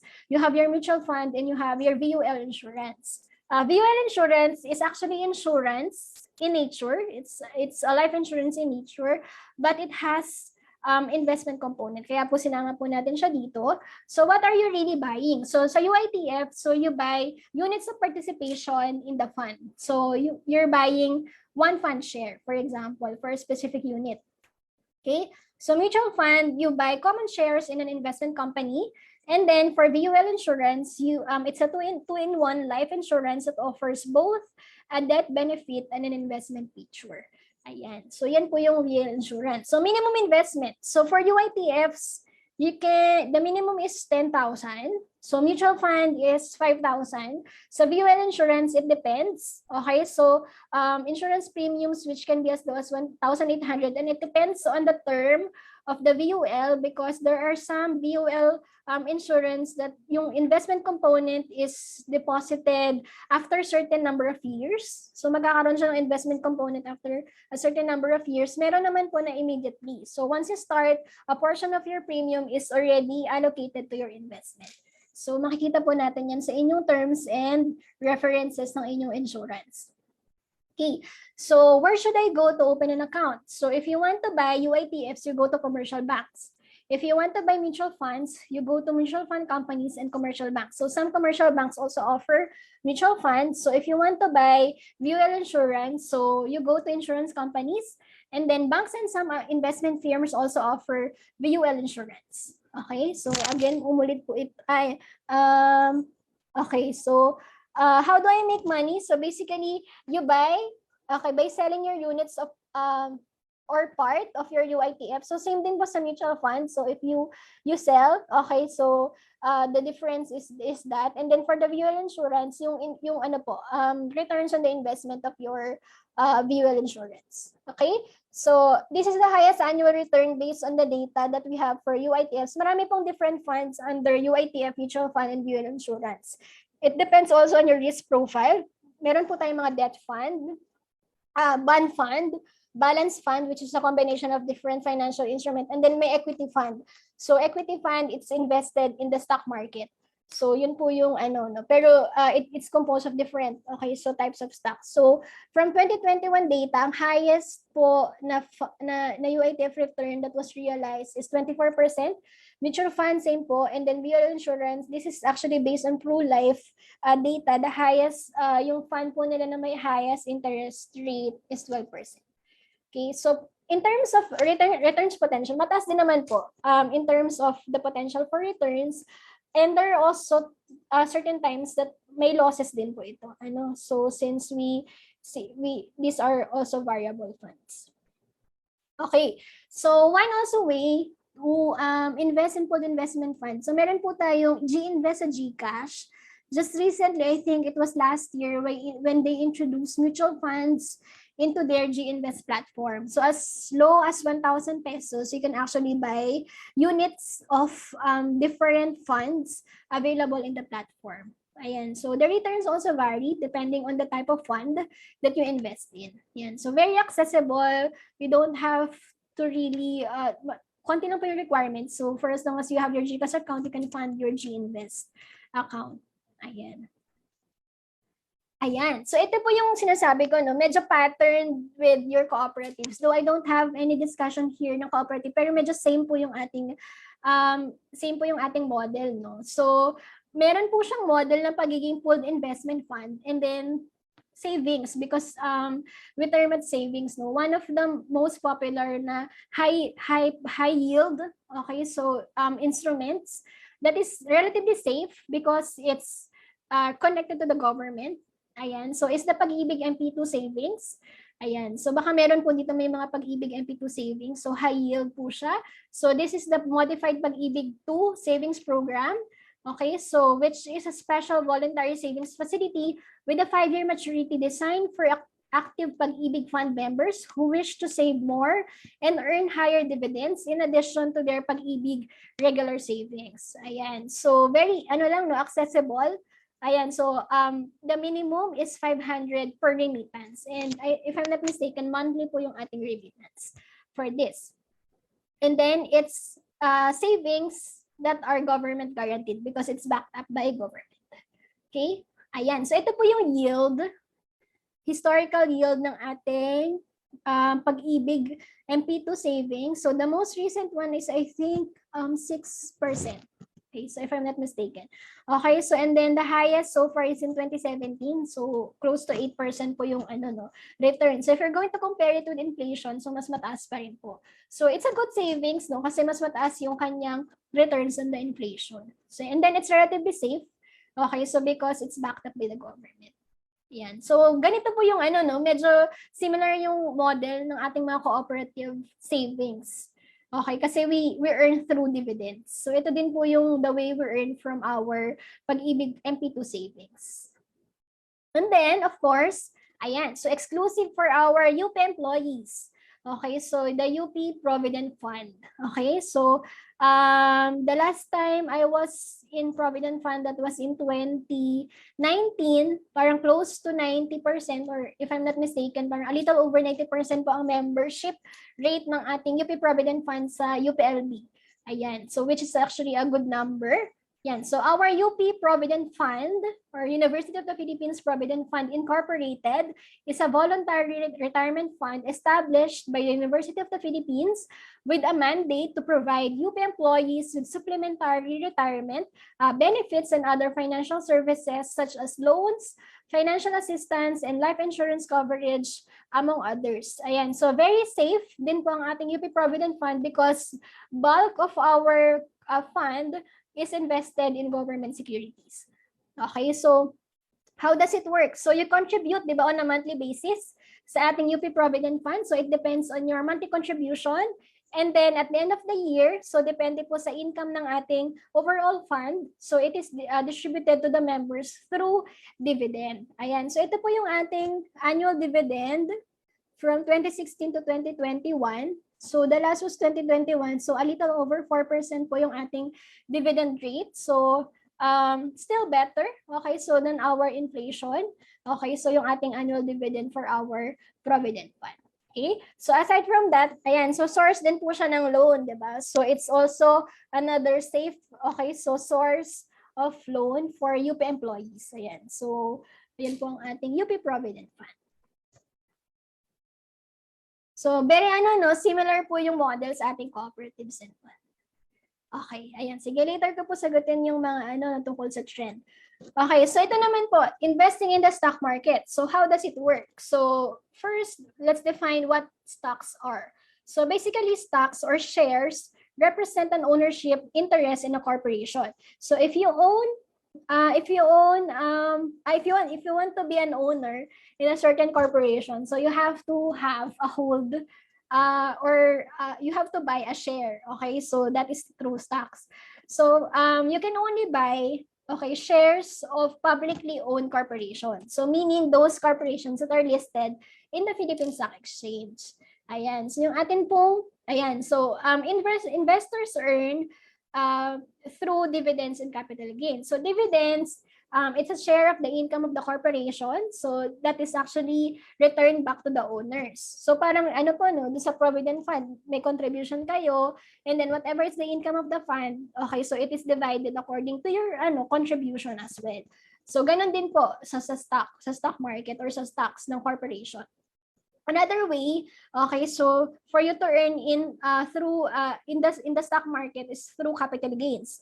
Capital gains is the difference between the selling price, the buying price and the selling price and the buying price. Okay, so for example, you buy a particular share at 10 pesos and then you sell it, okay, so at 20 pesos. So the 10 peso difference is your capital gain. Okay, so that's another way for you to earn through the stock market. One point lang po about the dividend. So usually, most of the stocks sold in the stock exchange are common shares. So corporations are not obliged to issue dividend on an annual basis. So hindi po sila obligado na mag-declare ng dividends every year. So they have an option not to declare dividends. So for example, meron kayong share, bakit wala akong dividends this year? Okay, so hindi niyo po pwedeng balikan ang inyong corporation. Kailangan mo akong bigyan ng dividends. So hindi po ganun. Okay, so option po nila if they're going to issue dividends or not on a yearly basis. Okay? Okay, ayan. So as I mentioned, okay, so we have the Psc or the Philippine Stock Exchange, which is the only stock exchange in the Philippines. So only the stocks listed in the Philippine Stock Exchange can be bought by the public. And as of 2022, there are 275 stocks. Okay, so listed in the Psc. So meron po tayong 275 options. Okay, so in the Psc. Okay, so the trading hours is weekdays except holidays from 9:30 a.m. to 3:30 p.m. Okay, so how do you invest in the stock market? So number one, you choose a stockbroker. So there are a lot of stockbrokers accredited by the Psc. So pwede po kayong pumili out of those, okay, so that you will open an account with. Okay, so and then they will actually execute the transactions for you. The good thing about technology is that before po kasi, especially for our yung mga umabot po dun sa hindi pa develop yung technology ng stock market, you call your broker, diba? And then you will instruct the broker on what stocks you want to buy. So ngayon po kasi with the technology, even if you the stockbroker is the one transacting or buying and selling the stocks for you, it feels like you do it. Okay? Kasi parang ganun na po yung yung platform. Yan. So you shall be required to open an account and fill out a customer account information form and to submit identification papers for verification. Give the order to your trader and then ask for the confirmation receipt and then pay before the settlement date. And then you shall receive from your broker either the proceeds of sale of your stocks or proofs of ownership of stocks you bought. If you wish to have a physical certificate of the stocks you bought, you can give instructions to your broker and pay the required upliftment fee. Okay, so basically, choose the stockbroker, submit the requirements necessary to open an account, fund your account, and you may start already buying stocks and then selling it later on. Okay, so ayan. So some terminologies lang po, no, that basic terminologies when you invest in the stock market. Ayan, so we have your bid. Okay, so basically this is your buying price. So the highest price that the buyer is willing to pay to buy a particular stock. Okay, so that's your bid price.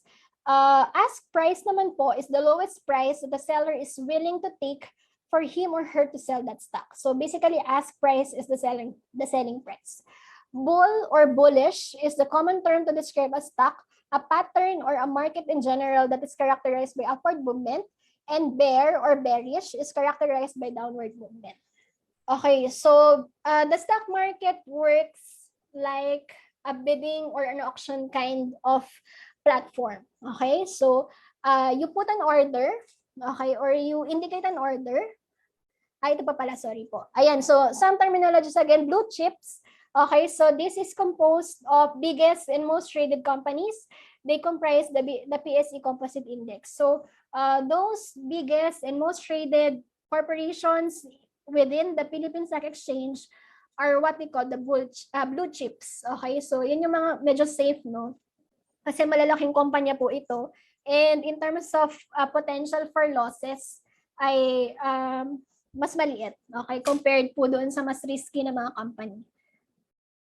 Okay. This is an example of the platform that we use in buying or in trading, no? So once you fund your account, ayan, so I think the minimum now is 1,000. You can already start buying shares. So you will put your order, no? So you will indicate whether it's a buy or a sell order. Of course, kung wala pa po kayong ownership, you cannot sell, okay? Because you cannot sell anything that you do not own in the PSE. So you buy, and then meron po tayong tinatawag na day order, GTC, tsaka at the close. Okay? So ito po yung types of order. Day order, as I've mentioned, the stock market works like an auction. You indicate an order, okay? So at a certain price. Okay, so pag meron pong seller na willing to sell at that price as well, so magmamatch po sila and then mabibili nyo po. Okay, so ganun po siya. So there's no assurance that you will be able to buy a certain stock at your desired price unless someone else is willing to sell it at that price. Okay, so day order, so sabi po natin, di ba, the market is open from 9:30 a.m. to 3:30 p.m. So when you post it at 9:30, okay, so pag wala pa pong nagmamatch by 3:30, which is the time the market closes, makakancel na po yung order. So you have to post it again the next day if you want the same price. Okay, GTC, okay, GTC stands for good till canceled. Okay, so good till canceled. So meaning the order is valid until you cancel it. So for example, I posted an order for a share at a particular price today. Hindi siya nag-match today. Hindi siya magka-cancel. It will still be posted tomorrow. So kung hindi pa rin siya nag-match tomorrow, it will still be posted until the next day until may mag-match or until you cancel the order. So yun po yung GTC. ATC naman, okay, so that means at the close. Okay, so sa stock market po, meron po tayong tinatawag na closing price or close price. Okay, so and it moves, Okay, so real time. Okay, so every minute, every second, nagbabago po yung at the close. Okay, so basically, yung close price rather. Basically kasi, the market the order works this way. So you indicate the stock, you indicate the number of shares, and you indicate your bid price when you buy. Okay? So kung ayaw nyo mag-indicate ng bid price, you want to buy the stock at the market price. Basically, that's the close price. Lagay nyo lang po at the close. So whatever is the close price or the closing price at that specific moment, okay, so at that specific time, yun po yung mag-execute. Okay, so yun yung at the close. Okay, so stock code, ayan. So pwedeng, po yan. So every stock in the stock market, meron siyang specific stock code. Ayan, so makikita po natin yan. Number of shares, so you will also indicate that. Meron po tayong minimum, so it depends on the price of the specific stock. And then the price. So kayo po yung mag-i-indicate. So parang bidding siya, no? So how much do you want to buy a certain stock? So kayo din po ang mag-i-indicate yan. And then, as I mentioned, once you post it and there is a match, okay, so with your buying price, okay, and number of shares, then the order will be executed. Okay? Ayan. Ito po, baka magulat lang kayo, no? Kunyari, binili nyo a certain stock at 10 pesos per share. Pero bakit ganun yung price, yung binayaran ko mas malaki? Ayan. So, meron po tayong mga fees associated in investing in the stock market. So, ito po, you have to take note of this para at least you will know the difference. Yung commission, of course, you pay your broker a commission, which is 0.25% of the gross trade amount. Okay, so the VAT is 12% of the commission. Philippine Stock Exchange transaction fee is 0.005% of the gross trade amount, and the SCCP fee is 0.01% of the gross trade amount. So this is for both buying and selling transaction. There is an additional fee for selling, which is the sales tax, which if you compute it, it's the number of shares times the price times 0.006. Okay, so parang may 0.06% that you pay. Okay, so for your selling transaction. Ayan, please note also that the commission fee has a minimum charge of 20 pesos per transaction. If you require a broker-assisted trade, the commission charge is 0.5% of the gross trade amount. Please take note of the minimum charge. So this one is particular for my broker. I'm not sure, but I think it's actually pretty standard for all brokers. Meron po silang minimum charge. That's why if mga nagbabasa po kayo ng mga forums in the stock market, meron silang tinatawag na 8,000 rule, minimum transaction. Because yung sa 8,000 pesos, you will actually maximize the 20 pesos brokerage commission per transaction. Yun po yung parang basis po ng 8,000 rule. Okay, so na sinasabi ng mga stock investors. Okay? So ito po yung example, no? So for example, this is a buying transaction. Okay, so you buy 2,000 shares at 4 pesos per share. So hypothetical lang po. Okay, so the gross amount is 8,000 pesos, but you will pay 8,023.60. So the 23.60 po for that specific transaction is for the fees. So technically, you bought it at 0.0118 instead of 4 pesos. Okay? So ito naman po example of a selling transaction. So for example, same po, no? So you sell 2,000 shares at 4 pesos per share. So the gross amount is 8,000, but you will not receive 8,000, okay, as a selling transaction, but you will only receive 7,928.40. So the difference, okay, so goes to the fee, so which amounts to 71.60. Instead of receiving 4 pesos per share, you only receive 3.9642 per share. That's how it works. No? Baka nang magtataka na, binili ko siya ng 4 pesos pero binayaran ko is mas mataas. Or nabenta ko siya ng 4 pesos pero mas mababa talaga yung marireceive po ninyo. That's why you have to compute. Okay, so I actually prepared a model for this. So whenever I do buy and sell transaction and then the price went up, so ibebenta ko na ba? So check ko muna po talaga kung kumita ako kasi baka mamaya mas mababa pa siya than my average. Okay, so price. So that's how I compute it before I actually do or transact or execute a sell transaction. Okay, so when you invest in the stock market, ayan, so sabi po natin, di ba, there is an unlimited earnings potential.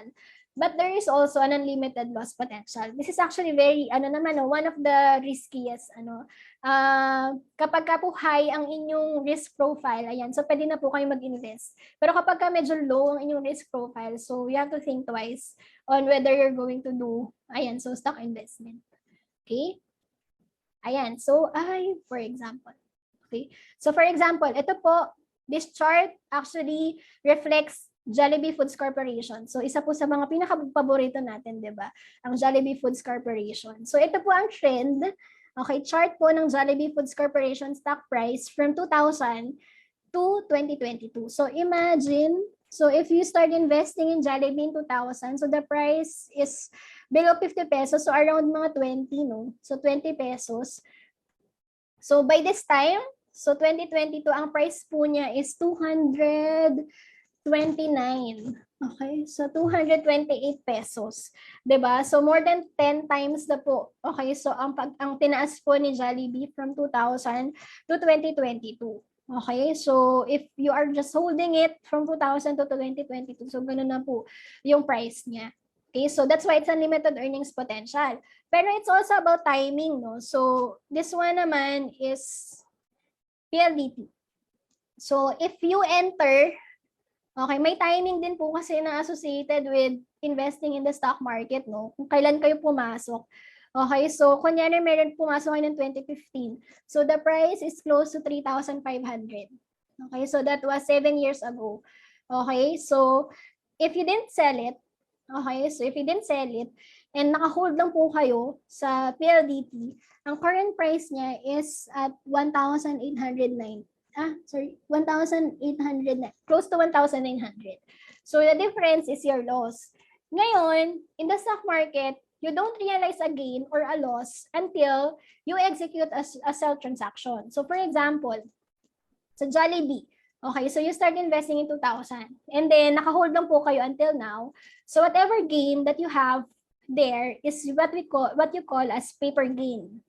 Okay, paper gain lang, on paper, there's a gain. But in terms of realized gain, you haven't realized it because you haven't sold it.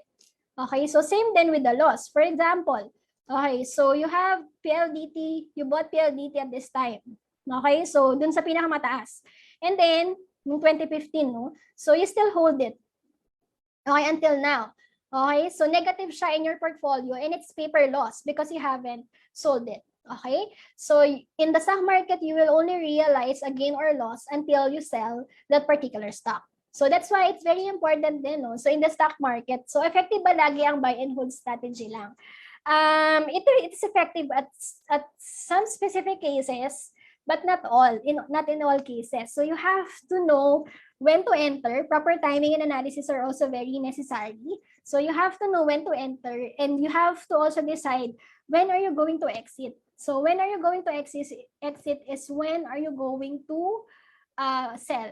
Okay, so what we usually do is that for a certain transaction, when we buy a certain stock, of course, it entails a lot of analysis, no? And it actually covers a different kind of topic. So when you want to learn how to analyze stocks, so it's a totally different topic. So once you decide to buy a certain stock, you will decide also what is the target return that you want from that stock. Okay, so what's your forecasted return? And then when you realize that return, okay, so you sell it. Okay, so unless, at least, diba, you realize already that return. Okay, so and then if you want to invest in that stock again, so you buy it. Okay, and then you sell it. Okay, kasi if you're buy and hold lang, so it's paper gain, paper loss. Yun po. Okay? So, yun po yung sa ating stock market. So, again, ayan, so talagang it's a totally different topic. So, when you talk about the stock market. Cryptocurrency, just a glimpse lang, no.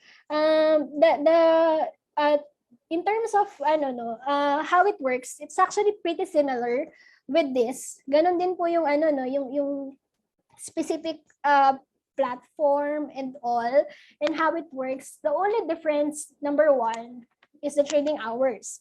So for the Psc, there's a window, no, for Bitcoin and other cryptocurrency 24/7. Actually, pwede kayong bumili. Yun yung isa sa major difference. And then ayun, I think it's more convenient to open an account. Mas mabilis if it's cryptocurrency, but it's more risky. Ayun, so mas risky siya actually. So yun. And then for the stock market, when we do analysis, syempre, binabalik namin, no, since it, yung stock price kasi it's actually related to the performance of the company itself. So kung may nabasa kayong negative about the company, so hindi po tayo, parang medyo nakakatakot pumasok. Like for example, ABS-CBN. Okay, so in 2020 nawala po ang franchise ng ABS-CBN. Even prior 2020, may mga talks na already on the hindi naman siya danger, no? Pero there's a risk that the franchise is not going to be approved. So back in 2016, I think that was the time na 2016, 2017, 2018, before 2020, na pa-expire na yung franchise ng ABS-CBN, medyo bumababa na yung stock price niya. Kasi may fear na among the investors that the franchise will not be approved and it will actually be detrimental to the performance of the company. So yung stock price niya reflective also of the performance and also the views of the people regarding that specific company. So yun po yung isa sa mga basis for assessing where are you going to invest, what particular stocks are you going to choose in the stock market. Okay? Ayan. So yun po yung dulo. Ito lang some quick tips. Okay, so in investment. So number one, very important, investigate before you invest. Okay, so this is what I tell my students every time. So do not invest into something that you don't understand. Okay, so study and fully understand your chosen investment. Bakit po? Kasi syempre, investment entails a lot of risk. Okay, so and if you don't understand what are you entering into, that's very dangerous. Okay, so and remember, it's a hard-earned money. So galing siya sa savings nyo. Okay, so galing siya from your income. Sometimes it came from borrowed money. So that's why it's very important that you investigate. Okay, so before you invest. Second, invest only an amount you can afford to lose. Again, sabi natin, when it comes to investment, there's also a potential that the earnings will be negative. Okay, so investment returns are not guaranteed. So that's why, okay, so it's very important for you to just start with an amount that you don't know that you have. Parang something, minsan ganun po yung ginagawa kong mindset. Hindi ko alam na may ganito akong amount of money, so I will invest it. So kapag nawala siya, okay, so okay lang, afford ko pa din siya mawala. Okay, something like that. Okay, so keep in mind the risk and return principle. Okay, so the higher the risk, the higher the return. So in choosing an investment. Next, match your risk profile with your chosen investment. So that's very important.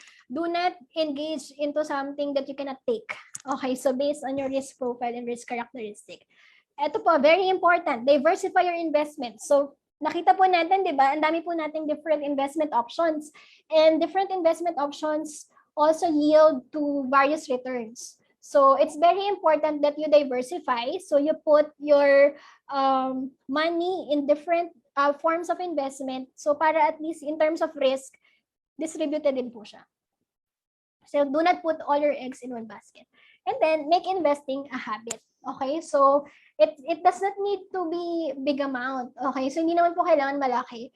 So for as long as you start small and then later it will grow bigger. So ganun po yung sinasabi ko before sa mga members ng Provident Fund. Yung inyong monthly contribution, it does not need to be very big. Okay, so you can start small and then with that small amount, di ba? So if your income increases, so tataasan po natin. So until so yun po. And then ano pa ba? Ayun, start early.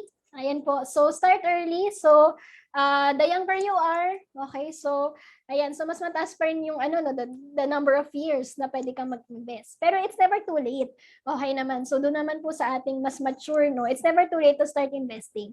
Ayan. So mas maganda lang if you start early, of course. And then I think that's it. Okay, so that's it for our session. I know I haven't covered lahat, okay, all possible investment options that will be offered to you, but those are the basics. So if you have questions, you can entertain it through our open forum Q&A session. So thank you very much for your attention po. Okay, thank you, Ma'am Arlene, for your very comprehensive presentation. We now move on to the second part of our webinar, the question and answer portion. Again, you may post your question via Q&A chat box, which can be found below your screen. Only questions related to the topic will be entertained. Here to assist our speakers, the first one from the Employee Benefits section of HIBO, Mr. Rafael Duwang. Thank you, Ma'am Ana. Good morning, Ma'am Arlene, at sa mga participants. May mga question dito sa Q&A na I think yung iba nasagot na ni Ma'am. Meron regarding dun sa Treasury Bill at dun sa fixed investments, nasagot na partly ni Ma'am, pero meron po kasing premise yung question na given our economic status right now with trillion foreign debts, how does it affect the fixed investments? Siguro, do you think it is still safe to invest in fixed investments such as treasury, bond, and bill? Parang yun yung premise po niya dahil sa trillion debts. Ayan, sige. Medyo technical po so hindi ko kayo medyo ibobore with the economic and technical details of it. Pero the very basic relationship between economics and finance is very, very close. Okay, so sobrang related po ng ating economics and finance. Whatever is the economic status of the Philippines or the country really affect the financial market. So that's why, kaya siguro naririnig nyo, di ba? So nasa election season tayo, whatever is going to happen after May 9 will have an impact in our economic situation, which will actually relate to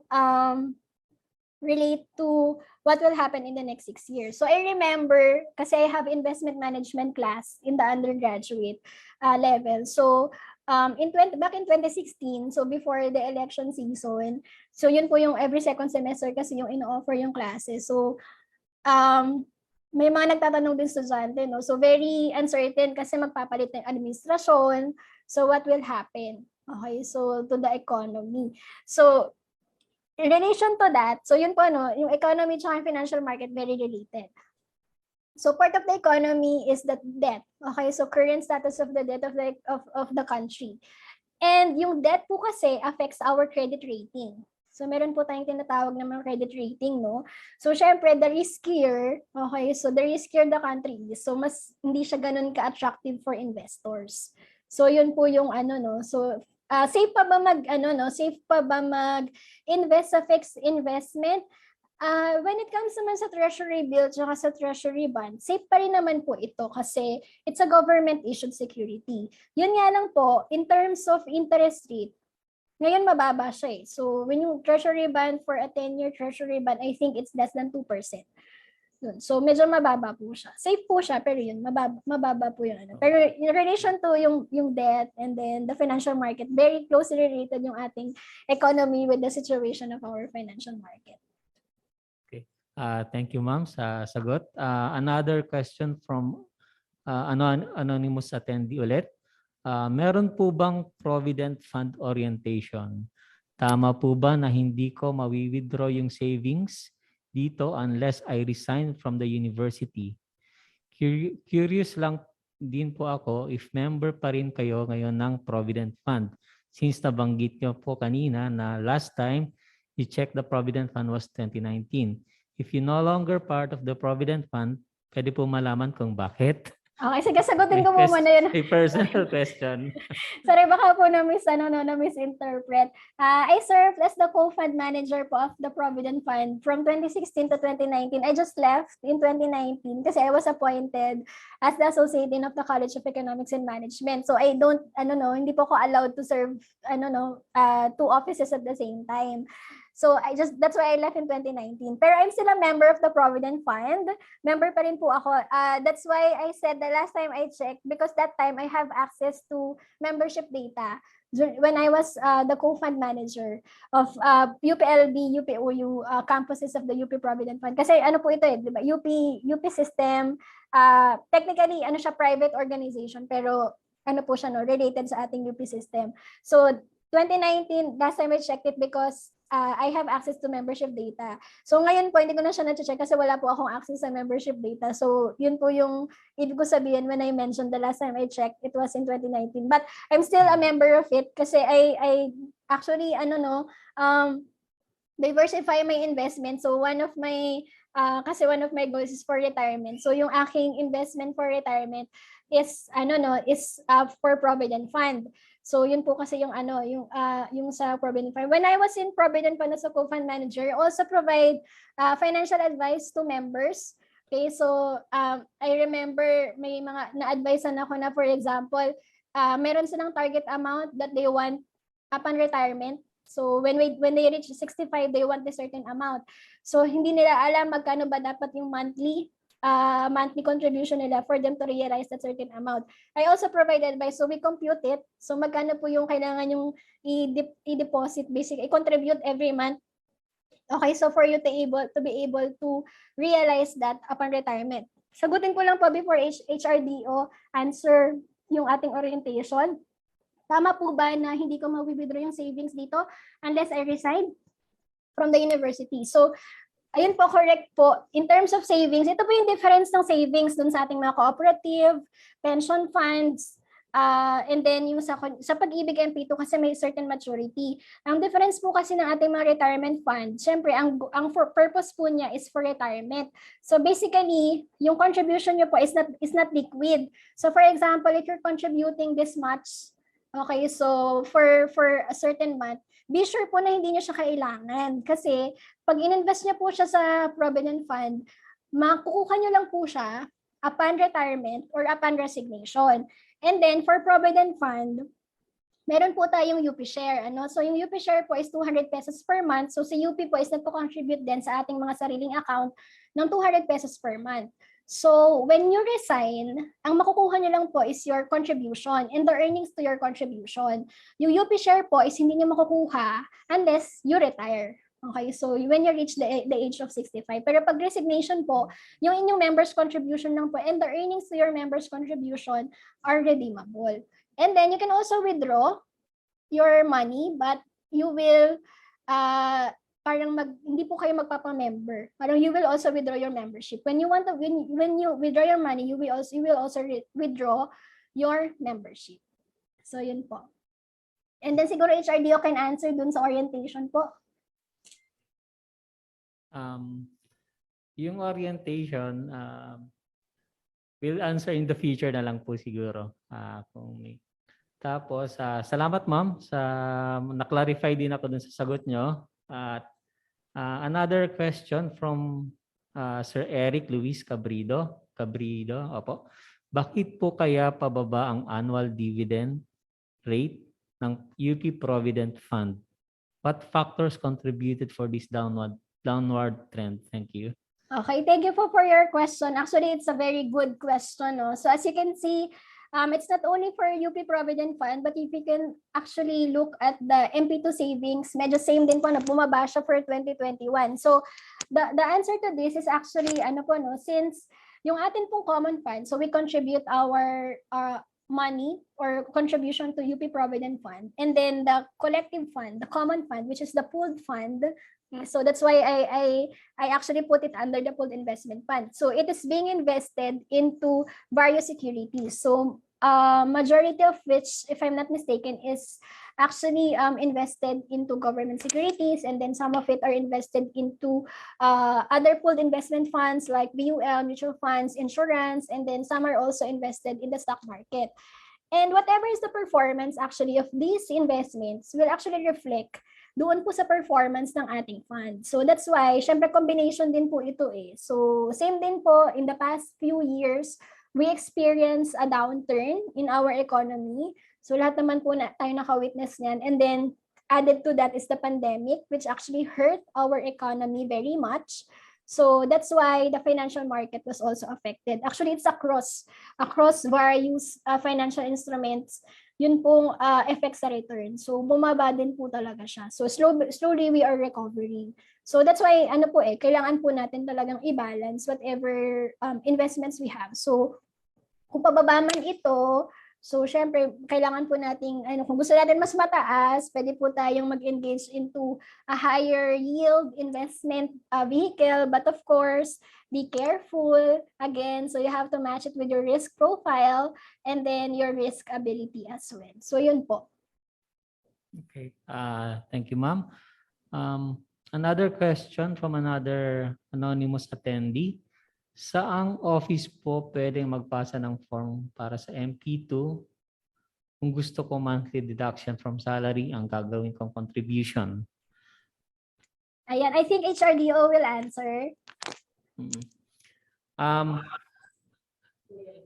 Jay, try kong sagutin. Yes po. Go po, Kuya Rick. Okay. Doon po sa mga nagpaplanong mag-MP2, so pwede po muna kayo mag-online. Magawa muna kayo ng virtual account sa Pag-ibig. Meron po sa Pag-ibig website and pwede po kayo mag-apply doon. Then eventually, magkakaroon kayo ng documentation doon na ipapadala nyo ngayon sa accounting office. And from there, yung sa accounting office, magma-monthly deduction na sila base doon sa dokumentong i-email nyo sa kanila. Technically, ang point person natin dito, kung di ako nagkakamali, si Ma'am Risa Ramos, sa payroll section. So, siya po ang ating kinakausap. So, wala pong limit. Nakausap ko na yung mga taga-Pag-ibig. Wala hong limit.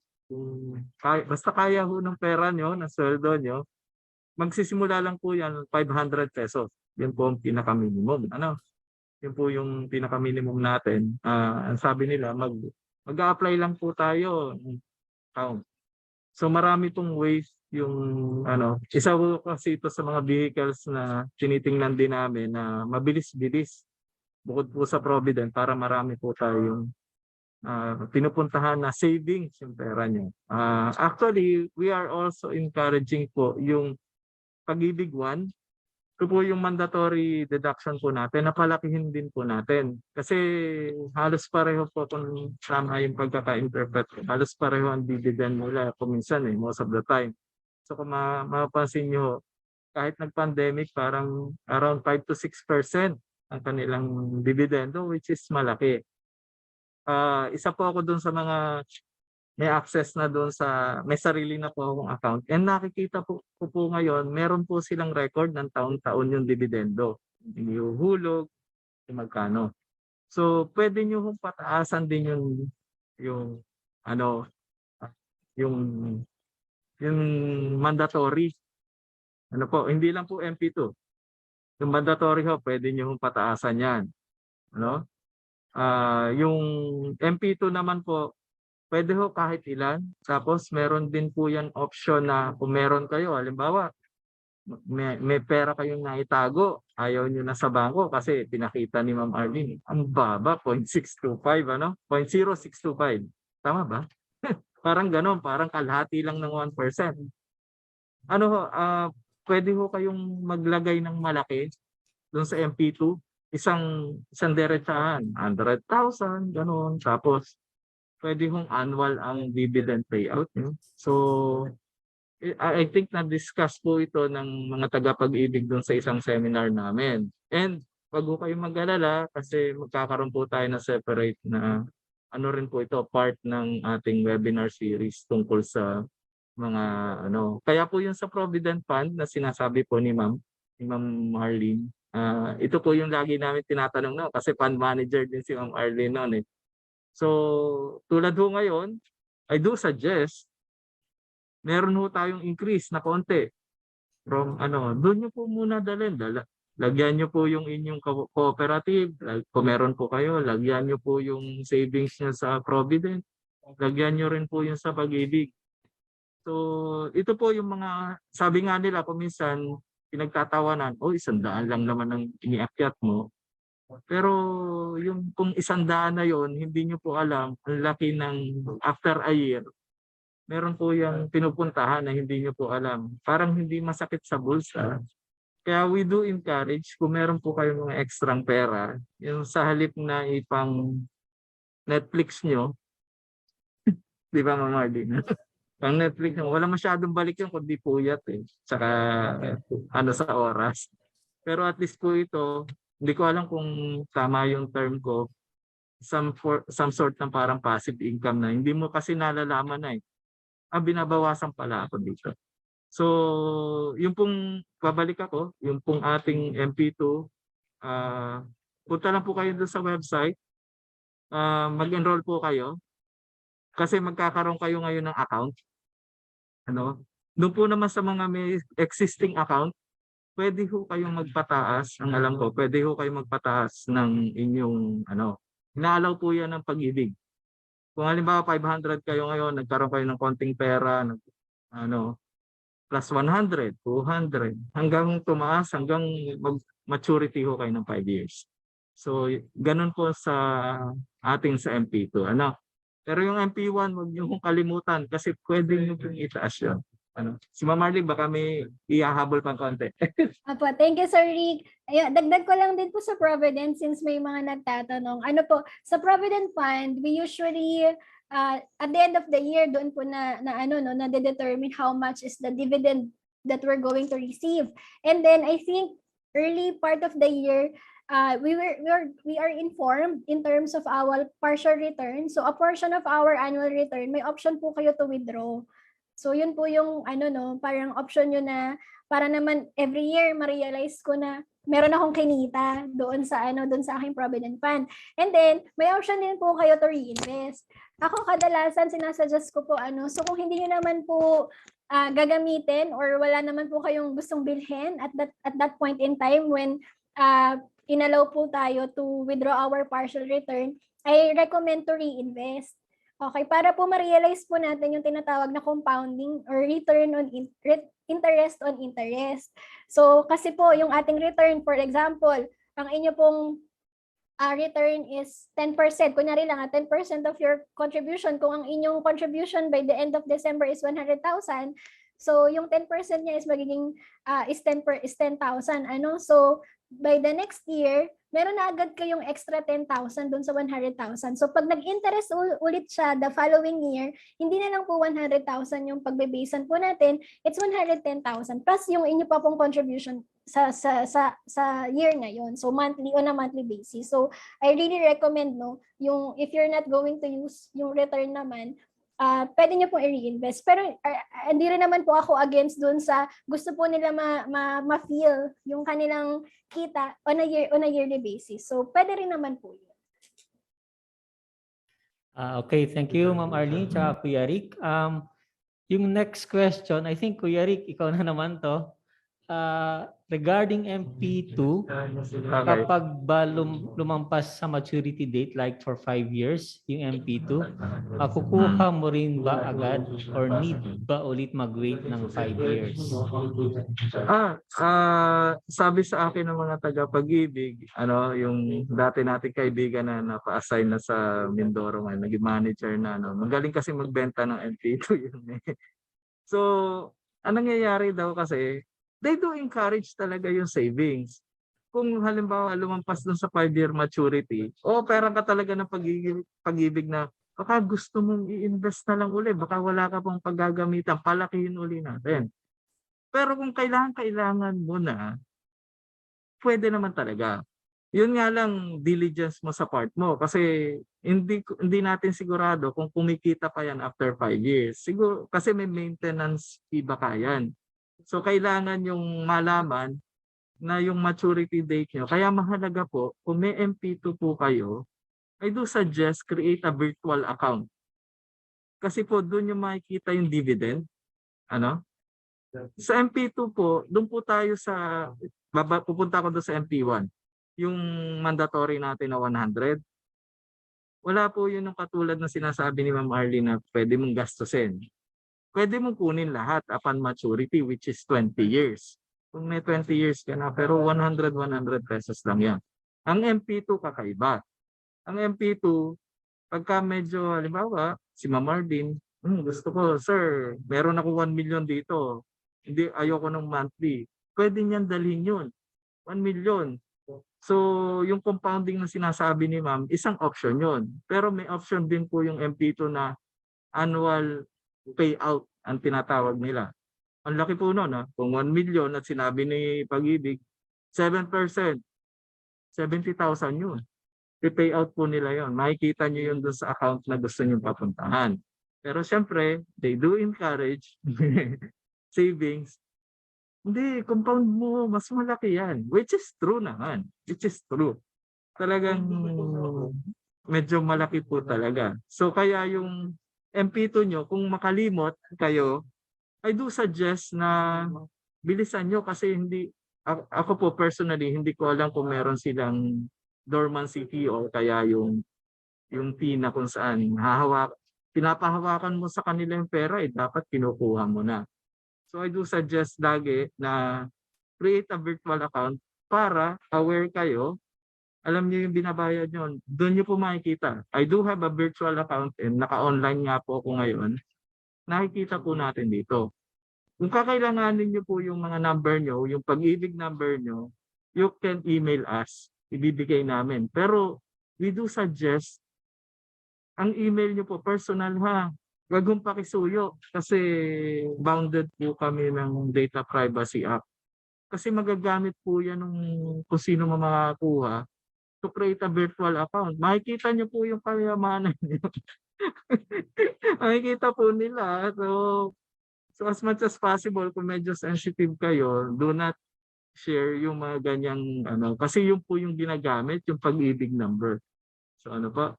So yung Mp2, kung makalimot ng konti, makipag-usap ka agad, makukuha po yan. Ito po yung isang segue na tanong. Sir, paano ho kung kailangan ko nang kunin ganito? Meron ho kasi may mga cases na ganon.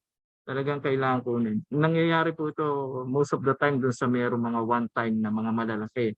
Yung parang time deposit po kasi ito. So, hindi po basta-basta yan nakukuha kasi you are bound by a contract.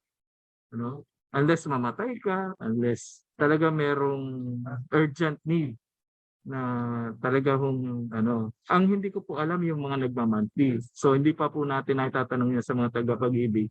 Siguro sa separate na natin, we will invite Pag-ibig as part of our webinar series. And siguro sila Ma'am Marlene tsaka yung current manager ng Provident. Mga separate para ang usapan natin is talagang kung Provident lang. Kung Pag-ibig lang. And siguro kahit yung mga kooperatiba natin na mga kasapi natin dito, para maipakita nila magkaroon tayo ng mas maraming leeway. Sabi nga, ang natutunan ko kay Ma'am Marlene talaga, padamihin mo yung basket mo, di ba? ng iyong portfolio ng investment. Ayun. Okay na, Joy? May follow-up question lang. Na-try Sa akin niyo na din? po ba sa inyo po. Na-try niyo na po ba mag-claim sa Mp2? If so, paano po mag-claim sa Pag-ibig? Ganito. Ako po, isa po ako dun sa mapagalitan ako ni Ma'am Marlene kasi kung sa stocks yan, sa mga investment, pagka nagsimula at kita mong medyo matatag, bakit hindi ka nag-i-invest? So isa po ako doon sa mga tipong niloloko ng mga kaibigan natin sa Pag-ibig na, sir, kung sinimulan mo yan ng 2011, nakailang maturity ka na? Baka nakadalawang maturity na ako kasi 2022 na ngayon. Pero sa totoo lang po, kasi simula ko lang nitong 2020. Pero nagmamadali ako ngayon, pinalalaki ko ng pinalalaki para pagdating ng wala pa po ako nakakausap kung papaano pagka nag-mature sa ngayon. Kasi yan on a personal level, personal note. Hindi talaga yan, pinapaalam sa mga taga-HR o kung kanino man, uy, may pera ka. Maalas ka po yan sa opisina. Pero kung gusto nyo po, we will set a separate date for Mp2 and other investment ng Pag-ibig. Huwag po kayong mag-alala kasi papupuntahin na rin po natin ang Pag-ibig dito for their loyalty card. So pwede rin po kayo magtanong. Eventually, hopefully by May or June, andito na po rin sila for face-to-face. For card enrollment ng loyalty card nila. And syempre, dun sa Mp2, ma-assistahan tayo doon sa virtual accounts. So sa ngayon po, pasensya na, bata pa po ako pagdating doon sa hindi po kasi kaagad nag-invest. Ewan po si Ma'am Arlene kung nakapag-invest din siya sa Mp2. Pero may mga kasamahan po tayo sa university, alam ko, nakapag-mature na yung iba. So hindi ko lang po alam, pero most of the time we are being encouraged to reinvest. Kasi medyo papalaki po ng papalaki. Ang good moral story ng aming mga kaibigan sa Pag-ibig, talaga ho nakakabili ng kotse at bahay. Nag-i-invest sila sa mga ganun po minsan. Although yung kotse hindi ko alam kung saan nila ginagamit, pero at least yung bahay. So talaga nakakapag-down po sila sa bahay using Mp2. Ayan. So, yun na. Pero sir, depende din sa kasi baka mag-expect tayo, no? So syempre yung base natin is yung contribution natin. So kung malaki talaga yung contribution natin, malaki yung magiging interest niya kasi percentage of your contribution. So yun nga, reinvest din po kasi, pero I think makikiin mo naman siya via yung virtual account. Connected siya sa certain bank account so I guess something like that. Or you can withdraw. Yes. Oo. Opo, connected naman siya. Hinihingi po nila, I think hinihingi po nila yung bank account na kung saan pa pupuntahin yung pera mo. Hindi pala na po masyadong cheque, Ayaw na po Opo. nila masyado ng cheque. Yun. So sagutin ko lang sir, magkakaroon naman ng separate orientation for yung ating various mga savings vehicle or investment vehicle like yung Provident, Pag-ibig, and then yung mga co-ops po natin. May question lang doon sa sino yung nagde-decide? The question is the investment who decides where to invest and what are the parameters sa Provident Fund, and also does Provident provide the financial status to members? So I would like to answer po muna yung where to invest, who decides where to invest and what are the parameters. So meron po tayong Board of Trustees, okay, so sa Provident Fund. So ang atin pong campuses ay may representative po sa ating Board of Trustees. So may dalawa po, depende po sa salary grade. So meron po tayong representative sa salary grade 1 to 15 and then 16 and above. So dalawa po yun. So kasama po sila doon sa mga nag-approve ng pong mga decisions related doon po sa ating Provident Fund investments. And then, of course, meron po tayong mga executive director and the management which also you propose yung mga investment avenues for our fund. And if the Provident Fund provides the financial status, yes po. I think meron po tayong online portal. So it was launched mga 2 or 3 years ago ng ating Provident Fund. So nandoon po yung ating financial status, equity, equity contribution, and then how much do you earn on a yearly basis. Makikita niyo po sa statement. Though hindi lang ako sure kasi parang hindi po updated yung sa loan. Hindi ko lang sure kasi meron akong remote, yung sa gadget loan kasi nag-provide sila ng 0%. So dun sa mga hindi aware, may 0% interest ang Provident dun sa assistance, so gadget assistance. So in-avail ko po yan kasi 0%, no? So basically wala kang babayarang interest over 5 years if you want to buy laptop or gadget. So ginamit ko po yun sa Provident Fund. Parang hindi nang updated yung loan feature ng online account. So you can log in through your member ID number.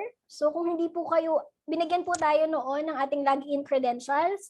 So kung nawala po natin, baka pwede po tayong mag-email sa UP Provident Fund through their contact email. So meron pong designated for LBOU campus. Isang office lang po yan. Yung office po, physical office po nila is nandoon po sa ating old admin.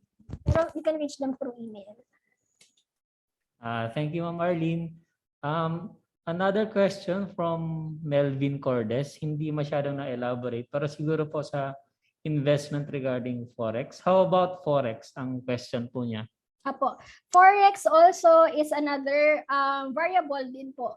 So variable income security. Though ito po talagang risky. So ito po yung in terms of riskiness, no? If you're going to compare it with stocks, mas po siya, mas volatile, mas risky po than the stock market. So ako kasi may US dollar, ang strategy ko po is just hold. Kasi medyo takot ako sa sobrang volatile po kasi ng Forex.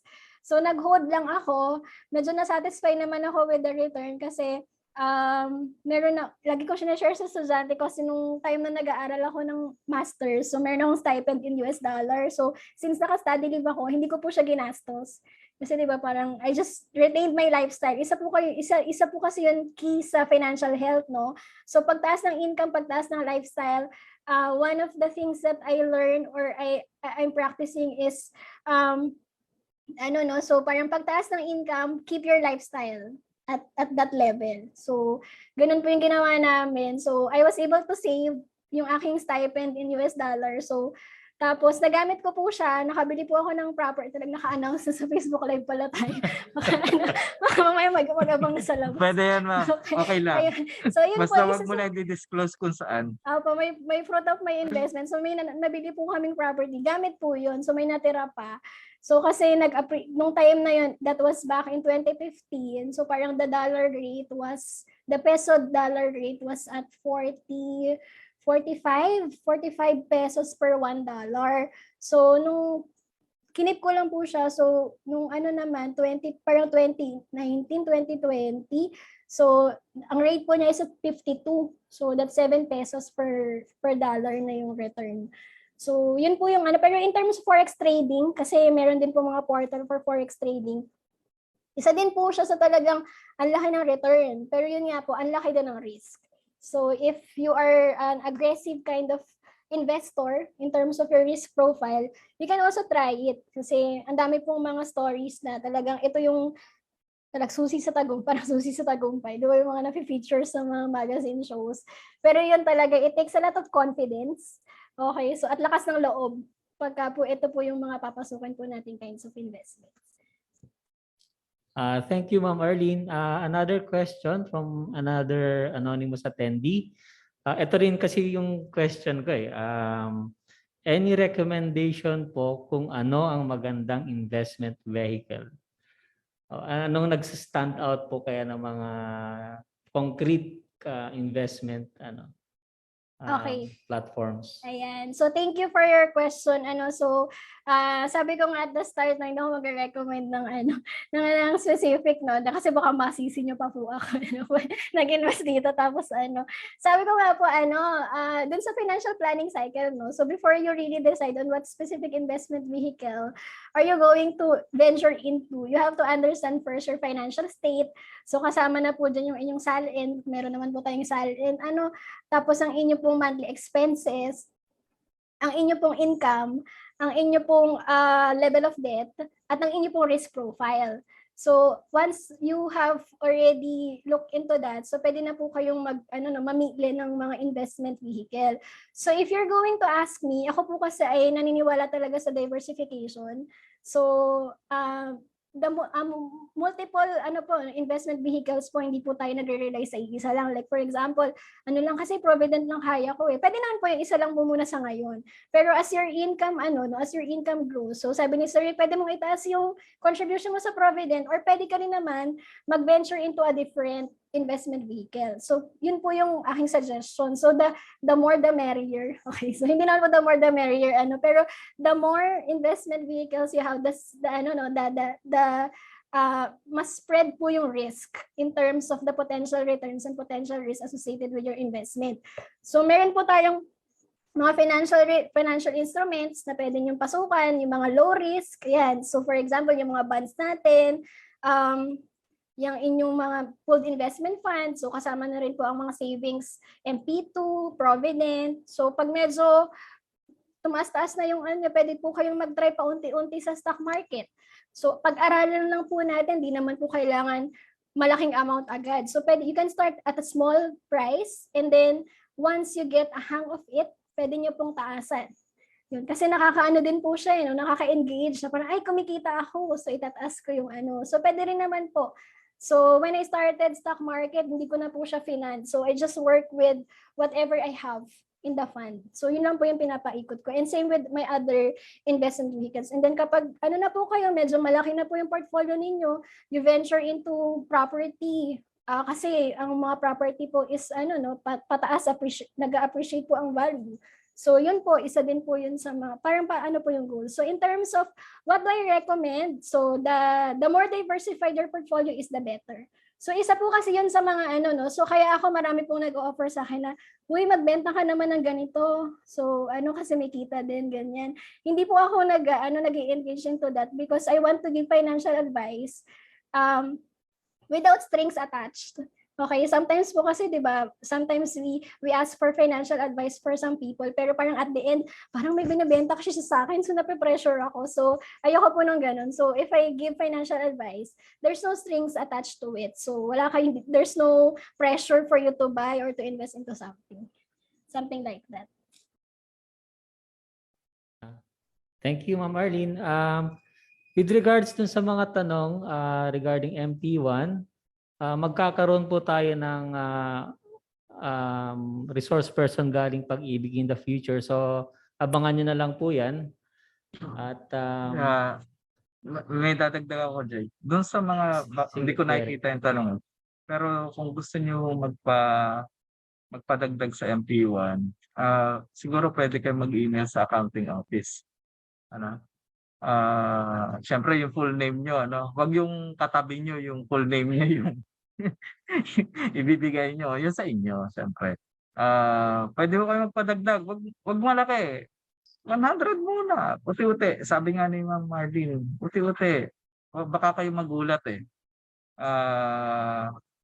Yan po kasi babawasin sa inyo monthly, hindi nyo nararamdaman. So habang tumataas yung sweldo nyo, hindi nyo nararamdaman, ba?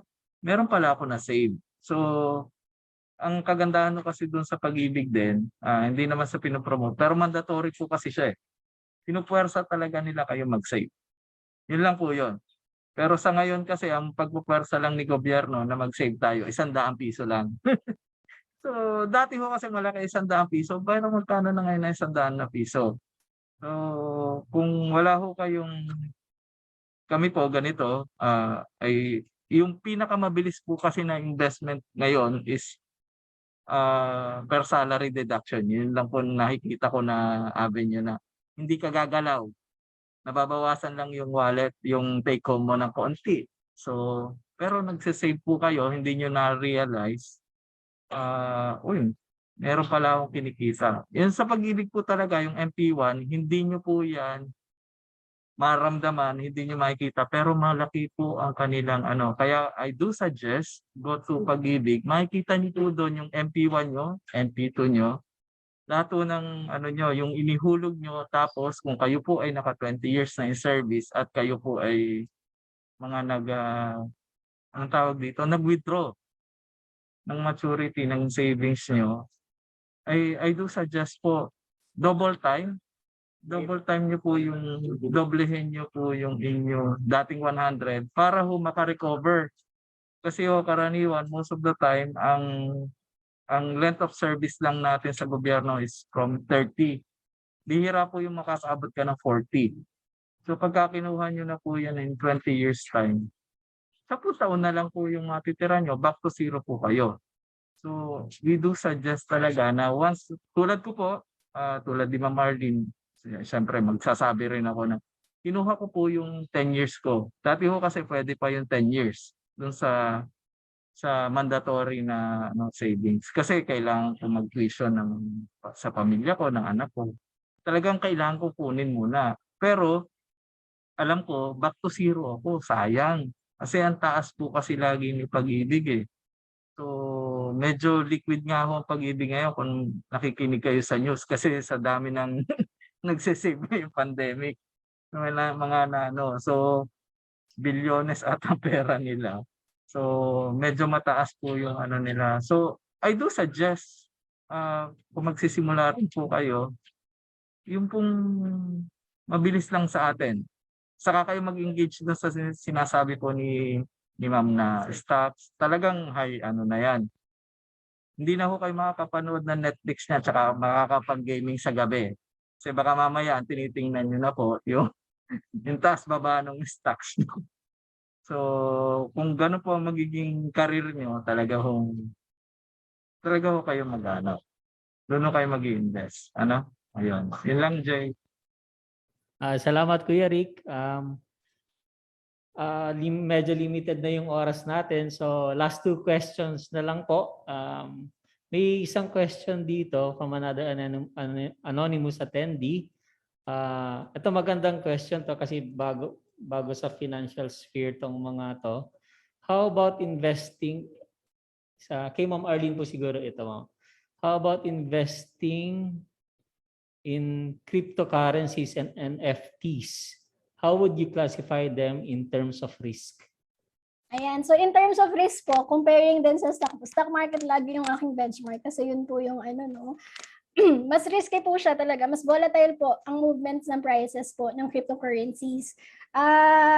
Hindi po ako masyado pang familiar. Siguro if magkakaroon ng cryptocurrency seminar, I'm not the right person to do it kasi hindi po ako masyadong expert talaga on this. Inaaral ko pa din po siya, tinatry ko po kung paano siya talaga nag-work.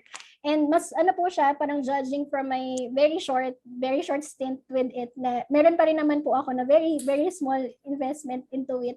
Masyado siyang volatile. And kung ang stock market guys binabantayan mo during during the window hours and then medyo right after that, mas volatile siya kasi 24/7 nagmo-move yung prices. So talagang so mas siya talaga, mas tedious in terms of monitoring.